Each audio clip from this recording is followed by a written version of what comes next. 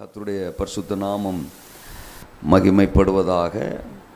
திருப்பிக் கொள்ளலாம். இந்த முதலாம் நாள் கர்த்தருடைய வார்த்தைக்காக ஆபகூக் தீர்க்க தரிசன புத்தகம் எல்லாருக்கும் தெரிந்த ஒரு வசனம்தான். ஆபகூக் தீர்க்க தரிசன புத்தகம் அதனுடைய இரண்டாவது அதிகாரம் நான் படிக்கிறேன். 3வது வசனம். குறித்த காலத்துக்கு தரிசனம் இன்னும் வைக்கப்பட்டிருக்கிறது, முடிவிலே அது விளங்கும், அது பொய் சொல்லாது. அது தாமதித்தாலும் அதற்கு காத்திரு, அது நிச்சயமாய் வரும், அது தாமதிப்பது இல்லை. அது நிச்சயமாய் வரும், அது தாமதிப்பது இல்லை. நிறைவேறும் தேவ தரிசனம், அதுதான் இன்றைக்கு என்னுடைய பிரசங்கம். தரிசனம் அப்படிங்கிறதே நிறைவேறுவதற்குத்தான் கொடுக்கப்படுகிறது. ஆண்டவருக்கு நேரம் போகலைங்கிறதுக்காக நம்மக்கிட்ட எதையும் பேசுறதில்லை. நாம் என்ன செய்வோம், நேரம் போகலங்கிறதுக்காக பக்கத்து வீட்டில் போய் கதை பேசுவோம். டைம் பாஸிங்க்கு பொழுதே போக மாட்டேங்க. அது என்னமோ வாங்கிட்ட ஒரு 10 நிமிஷம் போனால் உட்காந்தா அது பாட்டுக்கு பொழுது போயிடுது அப்படின்னு நாம் டைம் பாஸிங்காக மனுஷங்க கிட்ட போய் பேசுவோம், நேரம் ஸ்பெண்ட் பண்ணுவோம். ஆனால் ஆண்டவர் உங்ககிட்டையும் என்கிட்டையும் டைம் பாஸ் பண்ணுறதுக்கெல்லாம் வர்றதில்லை. அவர் டைம் பாஸ் பண்ணுற தெய்வம் இல்லை. ஒரு வார்த்தை பேசினா கூட நோக்கம் இல்லாமல் பேச மாட்டார். ஒரு சிலர் ஆமேன் சொல்லட்ட கூட அதுதான் உண்மை, தோத்துறோம். நீங்கள் ஆமேன் சொல்வீங்க அப்படிங்கிறதுக்காக பேச மாட்டார். ஆனால் அவர் சொன்னால் கேட்குறவன் மனுஷனாக இருந்தால் ஆமேன் சொல்லுவான். கேட்குறவன் மனுஷனாக இருந்தால் ஆமீன் சொல்லுவான். அவர் சொன்னான், அவர் பேசும்போது அவர் சொல்லிட்டாருன்னா செஞ்சிருவார். செய்ய போகிறத தான் சொல்லுவார். அப்போது தரிசனம் என்பது குறித்த காலத்திற்கென்று வைக்கப்பட்டிருக்கிறது. அப்போ தரிசனம் அப்படின்னு ஒன்று நமக்கு சொல்கிறாரு, கொடுக்குறாரு அப்படின்னாலே அதுக்குன்னு ஒரு காலத்தை ஆண்டவர் என்ன செஞ்சுருக்கிறாரா, குறித்து வச்சிருக்கிறாரு. இன்னைக்கு சொன்னார்னா நாளைக்கே நடந்துடும் அப்படி இல்லை. சொல்கிறாருன்னா அது நிறைவேறதுக்குன்னு ஒரு காலம், சொல்கிறதுக்குன்னு ஒரு காலம், அது நிறைவேறதுக்குன்னு ஒரு காலம். எப்பொழுதுமே நாளைக்கு மேட்ரை இன்னைக்கு சொல்கிறதில்ல அவர். தோதுறான் சொல்லிடுவார், ஆனால் கண்டிப்பாக நடந்துடும். நம்மக்கிட்ட அப்படி நிறைய சொல்லியிருக்காரு அப்படின்னு நான் நம்புகிறேன். அவர் சமூகத்துக்கு போகிறப்பெல்லாம் சொல்கிறார்ல, ரட்சிக்கப்பட்ட காலத்திலேருந்து எம்பிட்டு சொல்லியிருக்காரு. பைபிள் படிக்கும்போதெல்லாம் சொல்கிறாரு. சில ஆளெல்லாம் படுத்து தூங்க விடுறதில்ல, தூங்கும்போதும் சொல்கிறாரு. ஆண்டவர் பேசுகிறவர் தம்முடைய பிள்ளைகளோடு தரிசனத்தின் மூலம், சொப்பனத்தின் மூலம் தம்முடைய இருதயத்தில் இருக்கிற ஆழங்களை பேசுகிறாரு. யாரையுமே அவசியம் இல்லாமல் ஆத்தாடி தெரியாதனமாக ரசிச்சிட்டேனே நான் அப்படின்னு ஆண்டவர் இன்னைக்கு வரைக்கும் ஃபீல் பண்ணுறதில்ல. நம்ம எல்லாரையுமே ஒரு நோக்கத்தோடு தான் ரட்சிச்சிருக்கிறாரு. சபையில் நம்மளை கொண்டு வச்சிருக்கிறாருன்னா மிகப்பெரிய நோக்கம். நம்ம எல்லார குறிச்சும் மிகப்பெரிய நோக்கம் ஆண்டவருக்கு, மிகப்பெரிய நோக்கம் ஆண்டவருக்கு. நீங்கள் பைபிளில் படிச்சீங்கன்னா பல மனிதர்களுடைய சம்பவங்களை நாம் படிக்கிறோம். நோவாவை பற்றி படிக்கிறோம், ஆபிரகாமை பற்றி படிக்கிறோம், ஈசாக்கை பற்றி படிக்கிறோம், யாக்கோபு, யோசேப்பு, மோசே, யோசுவா, கிதியோன், காலேப்பு, இப்படி நிறைய பேர் தீர்க்கதரிசிகள், ராஜாக்கள், புதிய ஏற்பாட்டு காலத்தில் பேதுரு, பவுல், இப்படி சீசர்கள், அப்போஸ்தலர்கள் நிறைய பேரை படிக்கிறோம். அவங்க எல்லாரும் குறிச்சும் ஆண்டவருக்கு நோக்கம் இருந்துச்சு. அவங்க எல்லாரும் வாழ்க்கையை குறித்து ஆண்டவருக்கு மிகப்பெரிய திட்டம் இருந்துச்சு. அந்த திட்டத்தை நிறைவேற்றுவதற்கு தான் கர்த்தர் அவர்களை அழைச்சார். நம்ம நினைச்சுக்கிறோம் நம்மளை ஆசீர்வதிக்கிறதுக்கு தான் ஆண்டவர் நம்மளை அழைச்சாருன்னு. அப்படி இல்லவே இல்லைங்க. அல்லேலூயா சொல்லுங்க. நம்மளை ஆசீர்வதிக்கிறது அப்படிங்கிறது தேவனுடைய திட்டத்தில் இல்லைன்னு நான் சொல்லலை. அது 100% அவ்வளோதான். நம்மளை ஆசீர்வதிக்கணுங்கிறது 100% பாக்கி 99 விஷயம் நம்மளை குறித்து வேற, நம்மளை குறித்து வேற. ஆனால் நாம் என்ன பண்ணுறோம், நம்மளை ஆசீர்வதிக்கணும் ஆண்டவர் அப்படிங்கிற அந்த 1% இருந்து வாழ்ந்து செத்துடுறோம். புரியுங்களா உங்களுக்கு? அந்த 1% என்ன ஆசீர்வதிக்கணும், எனக்கு இது ஆண்டவர் கொடுக்கணும், எனக்கு ஒரு வீட்டை கொடுக்கணும், மிஞ்சி மிஞ்சி இப்போ நம்மளுடைய விருப்பங்கள் தரிசனங்கள்லாம் என்ன தோத்துறோம்.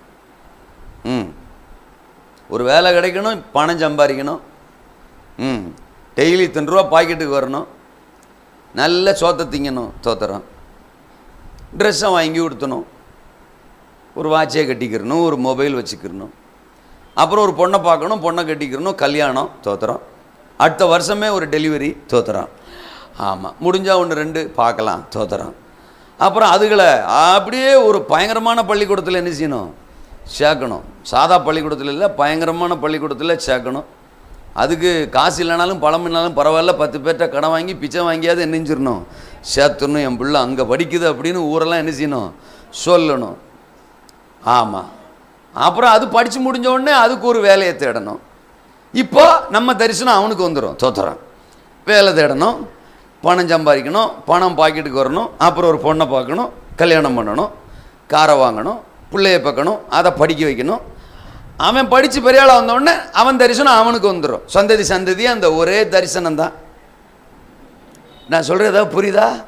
இடையில ஒரு எக்ஸ்ட்ரா விருப்பம் என்னென்னா ஒரு வீட்டை கட்டணும், தோத்துறான்.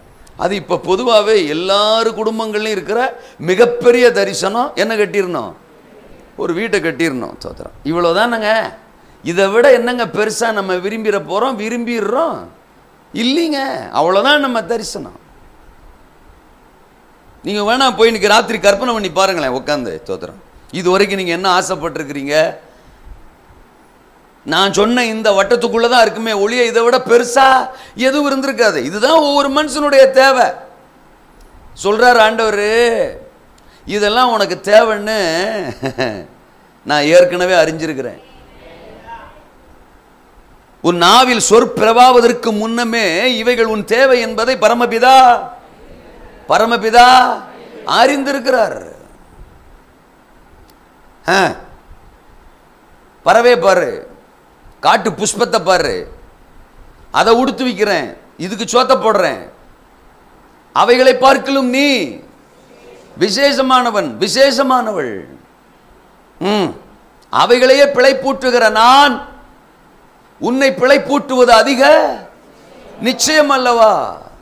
இதெல்லாம் உனக்கு வேணும்னு எனக்கு தெரியும். ஆனால் நீ என்ன பண்ணுற, இதையே உன் தரிசனமாக வச்சு, இதையே உன் இலக்கா வச்சு கிட்டத்தட்ட 80 வருஷம் அப்படியே வாழ்ந்து செத்து போயிடுறிய. எக்ஸ்ட்ரா ஒரு 10 வருஷம் சேர்த்து சொல்லுங்களேன் அப்படின்னா கூட இருந்துட்டு போ, 90 வருஷம் வாழ்ந்து செத்து போயிடுறிய. ஆனால் நான் உன்னை அதற்காக படைக்கல. திங்கிறதுக்கும் தூங்குறதுக்கும் உடுத்துறதுக்கும் உறங்குறதுக்கும் நான் உன்னை படைக்கல. அது அல்ல உன்னை நான் தெரிந்து கொண்ட நோக்கம், உன்னை நான் ரட்சிச்ச நோக்கம், உன்னை நான் சபையில் வச்சிருக்கிற நோக்கம். ஆமீன். அடுத்த வாரம் கூட சொல்லலாம். அது அல்ல நான் உன்னை அழைச்சதுக்கான நோக்கம். உன்னை குறித்து எனக்கு அதை விட பெருசா மிகப்பெரிய நோக்கம், மிகப்பெரிய திட்டம்.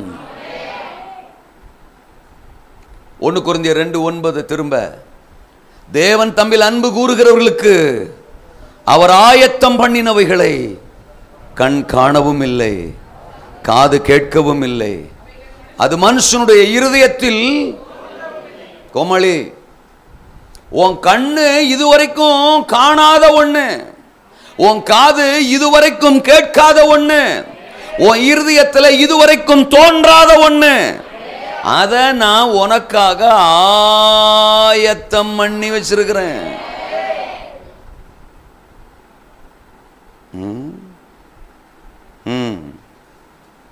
ஒருவேளை அப்படி அவர் ஆயத்தம் பண்ணதை இதுவரைக்கும் என் கண்ணு பார்க்கல, நாளைக்கு என் கண்ணு பார்த்துருச்சுன்னு வச்சுக்கேன், நாளைக்கு பார்த்துருச்சுன்னு வச்சுக்கேன், நாளன்னைக்கு அதே வசனத்தை படிச்சேன்னா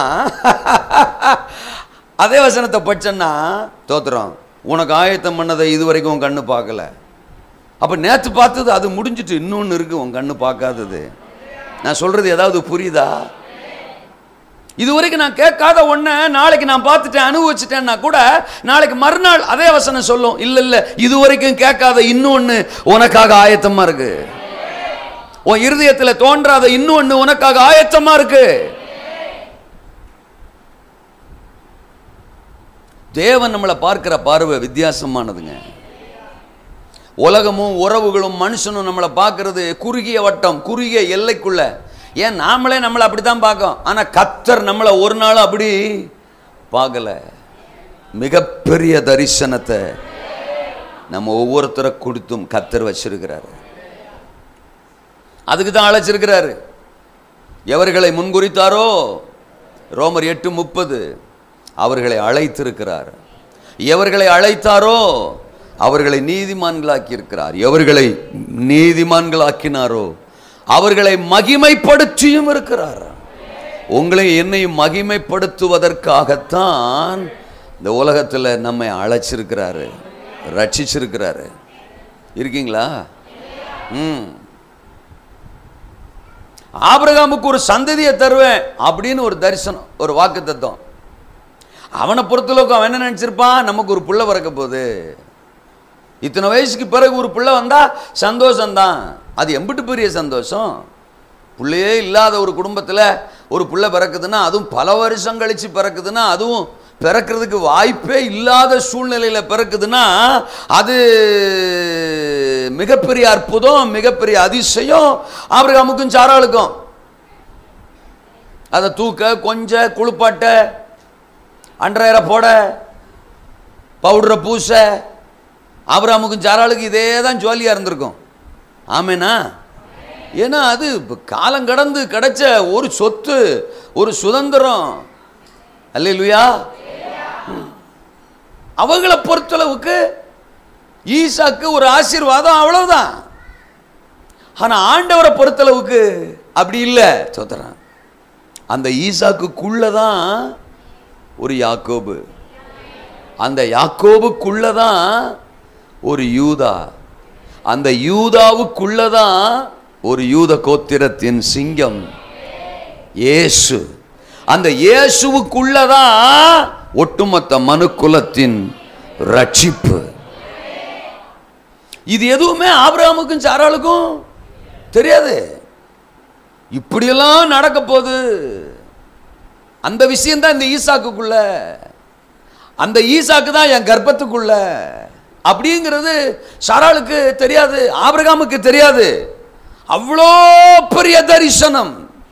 அந்த தரிசனத்தை உள் வச்சுதான் கர்த்தர் ஆபிரகாம அழைச்சாரு. இன்னைக்கு என் வார்த்தையை கேட்குற உங்களை ஆண்டவர் சொல்றாரு, உங்க இமேஜினேஷனுக்கே அடங்காத, உங்க கற்பனைக்கே அடங்காத ஒரு மிகச்சிறந்த திட்டத்திற்கு உங்களை அழைச்சிருக்கிறாரு. நீங்க ரொம்ப பெருசா பிளான் பண்ண மாதிரி யோசித்திருக்கலாம். அந்த பிளான்லாம் ஆண்டவருடைய பார்வையில் 2%, 3%, 1% கூட கிடையாது. அதை விட தாண்டினது, பெருசா மகிமையானது, உங்களுக்காக, உங்க குடும்பத்திற்காக, நம்ம ஊழியத்துக்காக, நம்ம சபைக்காக காத்திருக்கிறது. கர்த்தரை செய்கிற காலமும் வந்துவிட்டது. அல்லேலூயா சொல்லுங்க. அது நிறைவேறும். உங்களுக்கு கொடுக்கப்பட்ட தரிசனம், உங்களுக்கு கொடுக்கப்பட்ட வாக்குத்தத்தம் நிறைய உங்கள்கிட்ட பேசியிருக்கிறார், நிறைய உங்களுக்கு சொல்லியிருக்கிறார். சில சமயங்கள் வாக்குத்தத்தமே நம்மளை சோற வச்சிருது. என்னடா அது தோத்திரம், ஒரே வாக்குத்தத்தமாக வந்துக்கிட்டு இருக்கு, தோத்திரம் ஒன்றும் நடக்கிற மாதிரி தெரியல. நான் ஒரு ஸ்டேட்மெண்ட் இப்போ சொல்லட்டுமா? உனக்கு வாக்கு தத்துவம், உனக்கு வாக்கு தத்துவம், உனக்கு வாக்கு தத்துவம்னு சொல்ற. உனக்கு தெரியுமா நீயே ஒரு வாக்கு தத்துவம்? இல்லடா புதுசா சொல்றான் அந்த ஆளு. தோத்துறான். இப்போ ஆபிரகாமுக்கு ஒரு சந்ததியை தருவேன், சந்ததியை தருவேன்னாரு. அந்த ஆபிரகாமுக்கான வாக்கு தத்துவம் அது. ஆபிரகாமுக்கான ஆபிரகாம் காலம் முடிஞ்சதுக்கு பிறகு ஈசாக்குக்கு சொன்னாரு, உன் தகப்பனுக்கு சொன்ன மாதிரியே நான் இந்த தேசத்தை உனக்கு என்ன செய்வேன், தருவேன். உனக்குள்ள பூமியில் இருக்கிற வம்சங்கள் எல்லாம் ஆசீர்வதிக்கப்படும், உன்னை பெருக பண்ணுவேன், உன்னை ஆசீர்வதிப்பேன்னு ஈசாக்குக்கும் சொன்னாரு. அப்ப ஆபிரகாமுக்கும் வாக்குத்தத்தம் சொன்னாரு, ஈசாக்குக்கும் வாக்குத்தத்தம் சொன்னாரு. இப்ப ஈசாக்கு எடுத்துக்கிறோமே, ஏய் உங்க அப்பனுக்கு சொன்ன மாதிரியே உனக்கும் வாக்குத்தத்தம் சொல்றேன், நீ அந்த வாக்குத்தத்தத்தை பெருசுன்னு நினைக்கிற, அந்த வாக்குத்தத்தம் வாழ்க்கையில் நடக்க போகுது. ஆனா இன்னைக்கு ஒன்று புதுசா சொல்றேன் உனக்கு. ஈசாக்கு தோத்துறான். உங்க அப்பனுக்கு வாக்குத்தத்தம் சொன்ன தெரியுமா, அந்த வாக்குத்தத்தமே நீதான். நான் சொல்ற எத்தனை பேருக்கு புரியுது? உனக்கு வாக்குத்தத்தம் கொடுத்துருக்கேன், உங்க அப்பனுக்கு சொன்ன மாதிரியே உன்னை ஆசீர்வதிக்க போறேன், உன்னை பெருக பண்ண போறான், எல்லாம் ஓகே. ஆனா உங்க அப்பாவுக்கு நான் கொடுத்த வாக்குத்தத்தமே நீதான். ஈசாக்கு என்கிற நீயே ஒரு வாக்குத்தத்தம். நமக்கு வாக்குத்தத்தம் நடக்கணும், நிறைவேறணும், அது நடக்க மாட்டேங்குது, நிறைவேற மாட்டேங்குது, நிறைய டைம் சோர்ந்து போறோம். சோத்துறோம். சோர்ந்து போகணுங்கிற அவசியம்லாம் இல்லை. சொன்னவர் தான் அதை பத்தி யோசிக்கணும், அவர் நிறைவேற்றி முடிப்பாரு. எனக்கு வாக்கு தத்துவம் நிறைவேறுங்கிறது ரெண்டாவது சார், நானே வாக்கு தத்துவங்கிறது முதன்மையானது சார். அல்லையா சொல்லுங்க. இந்த தேசத்துக்கு என்னையவே வாக்கு தத்தமா வச்சிருக்கிறாரு. ஹலோ, இந்த தேசத்திற்கு நானே வாக்கு தத்துவம். என் மூலமா இந்த தேசத்தை ஆசீர்வதிக்க போறாரு, என் கிராமத்தை என்ன கொண்டு ஆசீர்வதிக்க போறாரு, என் மூலமா ஆசீர்வதிக்க போறாரு. இந்த கன்னிசேரியை என் மூலம் ஆசீர்வதிக்க போறாரு, இந்தியாவை என் மூலம் ஆசீர்வதிக்க போறாரு. எனக்கு ஒன்றும் நடக்கலன்னு நான் நினைச்சிட்டு இருக்கிறேன், என் மூலம் தான் எல்லாமே நடக்கும்.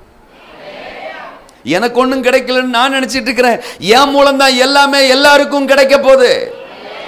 நான் சொல்றேன், எத்தனை பேருக்கு புரியுது? மிகப்பெரிய தரிசனத்தை சுமக்கிறவர்கள் நாம. அந்த தரிசனம் நிச்சயமா நம்ம ஊழியத்தில், நம்ம வாழ்க்கையில கண்டிப்பா நடக்கும், நிறைவேறியே தீரும். நிறைவேற்ற முடியாத ஒன்றை அவர் நமக்கு சொல்லவில்லை. நிறைவேற்ற முடியாத ஒருவரை நாம் ஆராதிக்கவும் இல்லை. அவர் சர்வ சக்தி உள்ளவர்.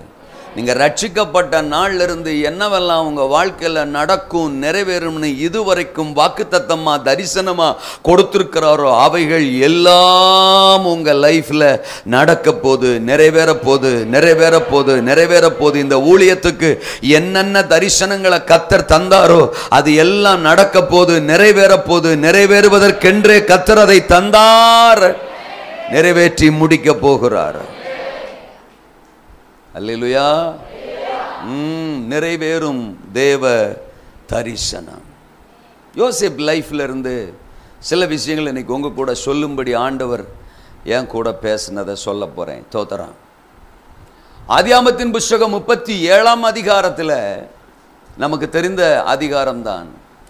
7ஆம் வசனத்திலையும் 9வது வசனத்திலையும் அவனுக்கு சொப்பனத்தை கொடுக்கிறார். அதான் தரிசனம். எதிர்காலத்தில் அவனுக்கு என்ன நடக்க போகுது அப்படிங்கிறத வெளிப்படுத்துறாரு. 2 சொப்பனம் பார்க்குறான். 7ஆம் வசனத்தில் ஒரு சொப்பனம். என்ன சொப்பனம்? என்னுடைய அரிக்கட்டு நிமிர்ந்து நின்றது, உங்க அரிக்கட்டுகள் எல்லாம் அதை சுற்றிலும் வணங்கியது. தோத்திரம். அப்படிங்கிறதா முதல் சொப்பனம். சகோதரர்களை பார்த்து இதை சொல்றான். அதுக்கப்புறம் 9வது வசனத்தில் சொல்லும்போது சூரியனும் சந்திரனும் 11 நட்சத்திரங்களும், 37ஆம் அதிகாரம் தானே, 9ஆம் வசனம் தானே. இல்லை உங்க பைபிள் ஏதாவது மாறி இருக்கான்னு தெரியல. தோத்திரம். எல்லாரும் பைபிளை பார்க்குறீங்க, ஆனால் என் கூட வர மாட்டீங்களே அப்படிங்கிறனால எனக்கு பயந்து போயிட்டேன். தோத்திரம். 37:9 கணம் கோட்டார் அவர்களே. அதில் என்ன எழுதியிருக்குன்னா, சூரியனும் சந்திரனும் 11 நட்சத்திரங்களும் என்னை வணங்கியது. தோத்திரம். அல்லேலூயாவா. இப்படி ஒரு 2 சொப்பனத்தை அவன் பார்க்குறான். முதல் சொப்பனத்தினுடைய நீட்சி அப்படின்னா அதை சொல்லணும், ஒரு எக்ஸ்டென்ஷன். அதான் ரெண்டாவது சொப்பனம். முதல் சொப்பனத்தில் மொத்தத்தில் 3 விஷயம் இருக்கு. தோத்திரம். ஒன்று, ஏன் அரிக்கட்டு நிமிர்ந்து நிற்கும், நான் உயர்ந்து நிற்பேன். ரெண்டாவது, எனக்கு முன்னால உங்க அரிக்கட்டுகள் நீங்க எல்லாம் முகங்குப்புற என்ன செய்வீங்க, விழுவீங்க அப்படிங்கிறது ரெண்டாவது. மூணாவது, சூரியனும் சந்திரனும் 11 நட்சத்திரங்களும், அப்பா அம்மா 11 சகோதரர்கள் எல்லாருமே என்ன வணங்குவீங்க அப்படிங்கிறது மூன்றாவது. இந்த 3 காரியமும் அவனுடைய தரிசனத்தில் சொப்பனத்தில் தேவன் அவனுக்கு தர்றாரு. இருக்கிறீங்களா? அல்லேலூயாவா? நடந்துச்சா? நிறைவேறுச்சா? நீங்க பேசுவீங்களா? ஆமேன் சொல்லுவீங்களா? நடந்துச்சா? நிறைவேறுச்சா? இந்த சொப்பனம் வரும்போது அவனுக்கு 17 வயசு தான். அந்த காலத்துலலாம் 17 வயசுங்கிறது டவுசர் தான். இல்லையே சொல்லுங்க, சின்ன பையன் தான், ரொம்ப சின்ன பையன், வீட்டில் ரொம்ப சிறுவன், சின்ன பையலுக்கு தான் தரிசனம். அப்போ ஆண்டவர் எந்த வயசுலையும் எந்த நேரத்திலையும் தாம் தெரிந்து கொண்ட பிள்ளைகளுக்கு எதிர்கால திட்டத்தை தரிசனத்தை வெளிப்படுத்துவார், வெளிப்படுத்த முடியும். அவருக்கு ஆண் என்றும் இல்லை, யூதன் என்றும் இல்லை, பெரிய ஆளுனும் இல்லை, சின்ன ஆளுன்னு இல்லை. தெரிஞ்சுக்கிட்டாருன்னா பேசுவார். சாமுவேலுக்கு ஆண்டவர் எதிர்கால திட்டத்தை நடக்க போறதை வெளிப்படுத்தும் போது அவர் சொல்றது என்னன்னு புரிஞ்சுக்க முடியாத ஒரு வயசுல தான் சாமுவேல் இருந்தாரு. எல்லாம் ஆராய்ச்சி பண்ணி தான் ஆமேன்னு சொல்லி இவ்வளவு தெரியுது. இந்த சொல்றது சரிதானா, இவன் மாட்டுக்கு சொல்றானே அப்படிங்கிற மாதிரியே யோசிக்கிறீங்க. தோத்துறான். அப்படி பார்க்கறது ஒரு வழிக்கு நல்லதுதான். நாங்களும் ஜாக்கிரதையா பிரசங்கம் பண்ணுவோம். தோத்துறான். இந்த ஆளுகள்கிட்ட ரொம்ப கவனமாக பேசணும்டா, பயங்கர வேத பண்டிதர்கள் மாதிரி இருக்கிறாங்கடா, ஆமீன் சொல்கிறதுக்கு அரை நாள் ஆகுது அப்படின்னு. வாழ்க வளமுடன். இருக்கீங்களா? நான் திரும்பவும் சொல்கிறேன், உங்கள் இடுப்புலியை சுகமாக்குவார் அப்படின்னு பிரசங்கம் பண்ண நான் வரலிங்க. அல்லையா சொல்லுங்க. என்கிட்ட நீங்கள் அதை எக்ஸ்பெக்ட் பண்ணால் தயவு செஞ்சு எங்கள் அண்ணன்ட்ட சொல்லுங்க. தோத்துறான். நீங்கள் தொடர்பு கொள்ள வேண்டிய முகவர் பாஸ்டர் தாவீது. தோத்துறான், கன்னிசேரி புதூர். அல்லையா சொல்லுங்க. இந்த ஆளை கூப்பிடாதீங்கன்னு அவர்கிட்ட பேசுங்க. தோத்துறோம். நீங்கள் என்ன முறைச்சி பிரயோஜனமே இல்லை. நான் அதை சொல்கிறதுக்கு வரவும் இல்லை. நரேந்திர மோடி ஐயாவுக்கு இடுப்பு வலி இருக்குது. தோத்துறோம். அதை எடுத்து விடணுங்கிறதுக்கு தான் உங்களுக்கு பிரசங்கம். அல்லையா சொல்லுங்க. தேசத்துக்கு இடுப்பு வலி இருக்குது, அதை சரி பண்ணுறதுக்கு தான் பிரசங்கமே ஒழிய நம்ம லெவல்லாம் நம்ம லெவல் வேற மாதிரி நம்ம. அல்லையா சொல்லுங்கப்பா. இன்னும் போய் நம்ம இடுப்பு வலி வயிற்று வலி பிரசங்கம்லாம் என்னால் பண்ணவே முடியாது. ஆமீன் சொல்லுங்க. அதை பண்ணுவேன், பண்ணுற நாட்கள் இருக்கும், பண்ணுற ஸ்டேஜ் இருக்கும், அப்போ தான் பண்ணுவேன். உங்களுக்கு நான் அதை பண்ணுறதுக்கு வாய்ப்பே இல்லை சார். நம்ம இப்போ தரிசனம் எங்கேயோ போயிட்டுருக்கோம் நம்ம. அல்ல சொல்லுங்க. காலத்தை பார்த்தா போதர்களாக இருக்க வேண்டிய உங்களுக்கு தேவ வாக்குகளின் மூல உபதேசங்களை மறுபடியும் போதிக்க வேண்டியதாக இருக்குது. நான் தான் வருஷக்கணக்காக வர்றேன்ல இந்த முகத்தையெல்லாம் பார்க்குறதுக்கு. அல்லையே சொல்லுங்கள். நானே பல வருஷமாக வந்துக்கிட்டு இருக்கிறேன். என் லெவலுக்கே நீங்கள் எங்கேயோ போயிருந்துருக்கணும். தோத்துறோம். நான் உங்களை பார்த்த வருஷங்களில் கணக்கு பண்ணாலே எங்கேயோ நீங்கள் போயிருக்கணும். தோத்துறோம். அப்படிங்கும்போது நான் இன்னும் போய் உங்களை ஆண்டவர் இன்றைக்கு தொடுகிறார் அப்படிலாம் பேசுறதுக்கு எனக்கு பிரசங்கம் வரவே வராது. டே கோமாளி, என்னடா நடிக்கிறியாடான்னு கேட்பார் அவர். அல்லையா சொல்லுங்க. என்னடா நீ நடிக்கிறியாடா, இவங்கள்ட்ட போய் இந்த மாதிரி பிரசங்கம் பண்ணிட்டு இருக்க அப்படின்னு ஆண்டவரே என்கிட்ட கேட்பாரு. அப்படி நான் பிரசங்கம் பண்ணா அது நான் பண்ற பிரசங்கம். இப்ப நான் பிரசங்கம் பண்றது ஆவியானவர் பண்ற பிரசங்கம். யார் பண்ற பிரசங்கம் வேணும்? புரிஞ்சுக்கணும். அவர் நம்மளை பார்க்குற பார்வையே வேற. ஊழியக்காரன் வேணா உங்களை கூல் பண்ணுறதுக்காக ஒரு பிரசங்கம், அது அவர் மூளையிலிருந்து அப்படி இப்படி பேசி அப்படி பேசுறது. அது ஊழியக்காரன் மனுஷன் பேசுறது. கர்த்தர் பார்த்து பேசினார்னா உங்களை வேற மாதிரி பார்ப்பாரு, வேற மாதிரி தான் பேசுவார், வேற மாதிரியும் ஊசி போடுவார். அல்லையா சொல்லுங்க. அப்போ ஆமாம், பிரசங்கத்தில் போடலாம். அல்லையா சொல்லுங்க. அப்போ யோசேப்புக்கு மிகப்பெரிய ஒரு தரிசனம். அது நடந்துச்சா நடக்கலையா? நடந்துச்சு. சின்ன வயசுல சொன்னார், சின்ன வயசுல சொன்னார். ஆனால் ஆதியாகமம் 41:41 தோத்திரம். யாராவது ஒருத்தர் அதை படிங்க. சரி, எகிப்து தேசம் முழுமைக்கும் முன்னை என் அரிக்கட்டு நிமிர்ந்து நின்றது. இங்க நிறைவேறுதா? இங்க நிறைவேறுதா? இப்பதான் அவனை தூக்கி எங்க உட்கார வைக்கிறாரு? சிங்காசனத்துல உட்கார வைக்கிறார். அப்படியே சிறைச்சாலையில் தலையை குனிஞ்சுக்கிட்டே இருந்தவன் இப்ப நிமிர்ந்து சிங்காசனத்தில் என்ன செய்யறான்? உட்கார்றான். ஃபர்ஸ்ட் விஷயம் நிறைவேறுது. அல்லேலூயா சொல்லுங்க. 42:6 ஒருத்தர் படிங்க. சரி, விற்றான்.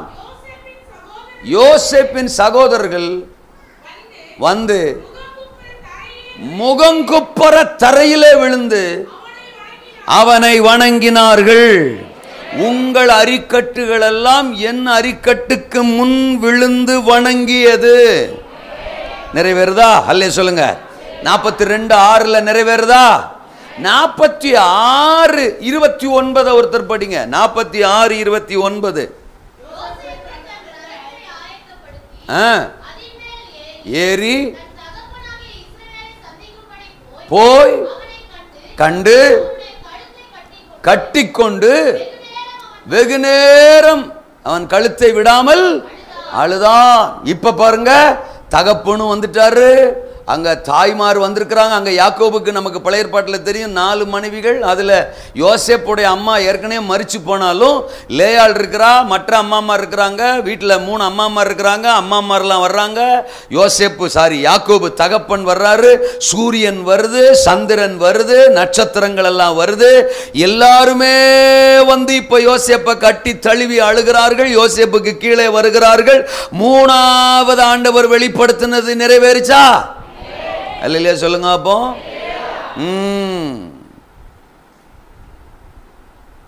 மொத்தமா நடந்துடல, ஒன்னா நடக்கு. நான் சொல்ற ஸ்டேட்மெண்ட் எல்லாமே நீங்க வந்து கவனத்தில் வச்சுக்கணும். தோத்துறான், நீங்க முடிஞ்சா குறிச்சு வச்சுக்கணும். அல்லேலூயா சொல்லுங்க. மொத்தமா நடந்துடல, ஒன்னா நடக்குது. ஆனா நடக்குது. என்னடா சொல்றான் இவன்? அல்லேலூயா சொல்லுங்க. அப்போ மொத்தமா நடக்கல, ஒன்னா நடந்தது. ஆனா நடந்தது. சொன்னது அப்படியே நடந்தது. அப்ப தரிசனம் ஆண்டவர் கொடுத்துட்டாருன்னா அது கண்டிப்பா நடக்கும். நடக்கிறதுக்கு தான் கொடுக்கிறாரு. அல்லேலூயா சொல்லுங்க. அப்போ யோசேப்பின் வாழ்க்கையில் ஆண்டவர் என்ன தரிசனத்தை கொடுத்தாரோ அது நிறைவேறியது, நிறைவேறி முடிந்தது. இதுல இன்னொரு விஷயத்தையும் சொல்லிடுறேன். இவர் உயர்ந்தாரு, சிங்காசனத்தில் உட்கார்ந்தாரு. அப்புறம் அண்ணன்மாரெல்லாம் 11 அரிக்கட்டும் வந்து விழுந்தாங்க, வணங்கினாங்க. அப்புறம் சூரியன், சந்திரன், நட்சத்திரம், அப்பா அம்மா, குடும்பம் எல்லாருமே வந்தாங்க. அப்படிங்கிறது நடந்துச்சு அப்படின்னு ஒரு புறம் எடுத்துக்கிட்டாலும், யோசேப்புக்கு இதுல ஏதோ ஒரு லாபம், ஒரு ஆதாயம் அப்படிங்கிறதுக்காக அந்த தரிசனத்தை ஆண்டவர் யோசேப்புக்கு கொடுக்கல. அந்த தரிசனத்தை தேவன் யோசேப்புக்கு நிறைவேற்றல. ஹலோ, இருக்கீங்களா? பஞ்ச காலத்துல உலகம் ஃபுல்லா பஞ்சம் வந்தப்போ அவருடைய ஜனம், அவர் தெரிந்து கொண்ட ஜனம், தோத்துறான், அவருடைய மக்கள் இஸ்ரவேல் ஜனம், தோத்துறான், அழிஞ்சிடக்கூடாது, அவங்க பஞ்சத்துல அழிஞ்சிடக்கூடாது அப்படிங்கிறதுக்காக, தேவ ஜனத்தை காக்கணுங்கிறதுக்காக கர்த்தர் யோசேப்பை எகிப்துக்கு கொண்டு போய் சிங்காசனத்தில் உட்கார வச்சு, அண்ணன்மாரெல்லாம் வர வச்சு, அப்பா அம்மாவும் வர வச்சு, சொல்லப்பட்ட தரிசனத்தை யோசேப்பின் வாழ்க்கையில நிறைவேற்றி முடிச்சார். இன்னொன்னு சொல்றேன், அந்த கும்பலுக்குள்ளதான் யூதா இருந்தான். அந்த கும்பலுக்குள்ளதான் யூதா இருந்தான். எது? அந்த யோசேப்பின் சகோதரர்களுக்குள்ளதான் யூதா இருந்தான். பஞ்ச காலத்துல யூதா செத்து போயிட்டா? இல்ல பஞ்ச காலத்துல யூத சந்ததி செத்து போயிட்டா? அந்த யூதாவுக்குள்ள இருந்து எப்படி இயேசு வர முடியும்? அந்த இயேசுவுக்குள்ள இருந்து எப்படி நீங்களும் நானும் ரட்சிக்கப்பட்டிருக்க முடியும்? முழு மனுக்குலத்துக்கும் ரட்சிப்பு எப்படி வந்திருக்க முடியும்? அப்போ தோத்திரம், இன்றைக்கு வரைக்கும் நாம பார்க்கிற இந்த ரட்சிப்பின் சந்ததி, இனிமே மாக்க போற ரட்சிப்பின் சந்ததி, ஒட்டுமொத்த உலகத்திற்கும் வரப்போகிற மிகப்பெரிய எழுப்புதல், அறுவடை, இது எல்லாமே அன்றைக்கு யூதாவுக்குள் இருந்தது. அந்த யூதாவை பாதுகாக்க வேண்டிய உத்தரவாதம் யோசேப்புக்கு இருந்தது. அதனால் யோசேப்புக்கு ஒரு தரிசனம் கொடுக்கப்பட்டது. அந்த தரிசனம் சர்வ வல்லவரால் நிறைவேற்றி முடிந்தது. அல்லேலூயா சொல்லுங்க. அப்ப ஆண்டவர் யாருக்கு என்ன தரிசனம் கொடுத்தாலும் ஒரே ஒரு நோக்கம்தான், எல்லா மனுஷரும் ரட்சிக்கப்படணும், உலகத்துக்கு ஒரு எழுப்புதல் வரணும், முழங்கால் யாவும் முடங்கணும், இயேசுவின் நாம இந்த உலகத்துல உயரணும், ஆத்தும ரட்சிப்பு உண்டாகணும். அதுக்கு தான் ஆண்டவர் எல்லாத்துக்கும் தரிசனத்தை கொடுக்கிறாரு. ஆபிரகாமுக்கு தரிசனம் கொடுத்தது அதுக்காகத்தான், ஈசாக்குக்கு தரிசனம் கொடுத்தது அதுக்காகத்தான், யோசேப்புக்கு தரிசனம் கொடுத்தது அதுக்காகத்தான். பழைய ஏற்பாட்டு காலத்தில் ஒவ்வொரு தேவ மனிதர்களுக்கும் தரிசனத்தை தந்தது ஒட்டுமொத்த மனுக்குலத்தின் ரட்சிப்புக்காக. அல்லேலூயா சொல்லுங்க.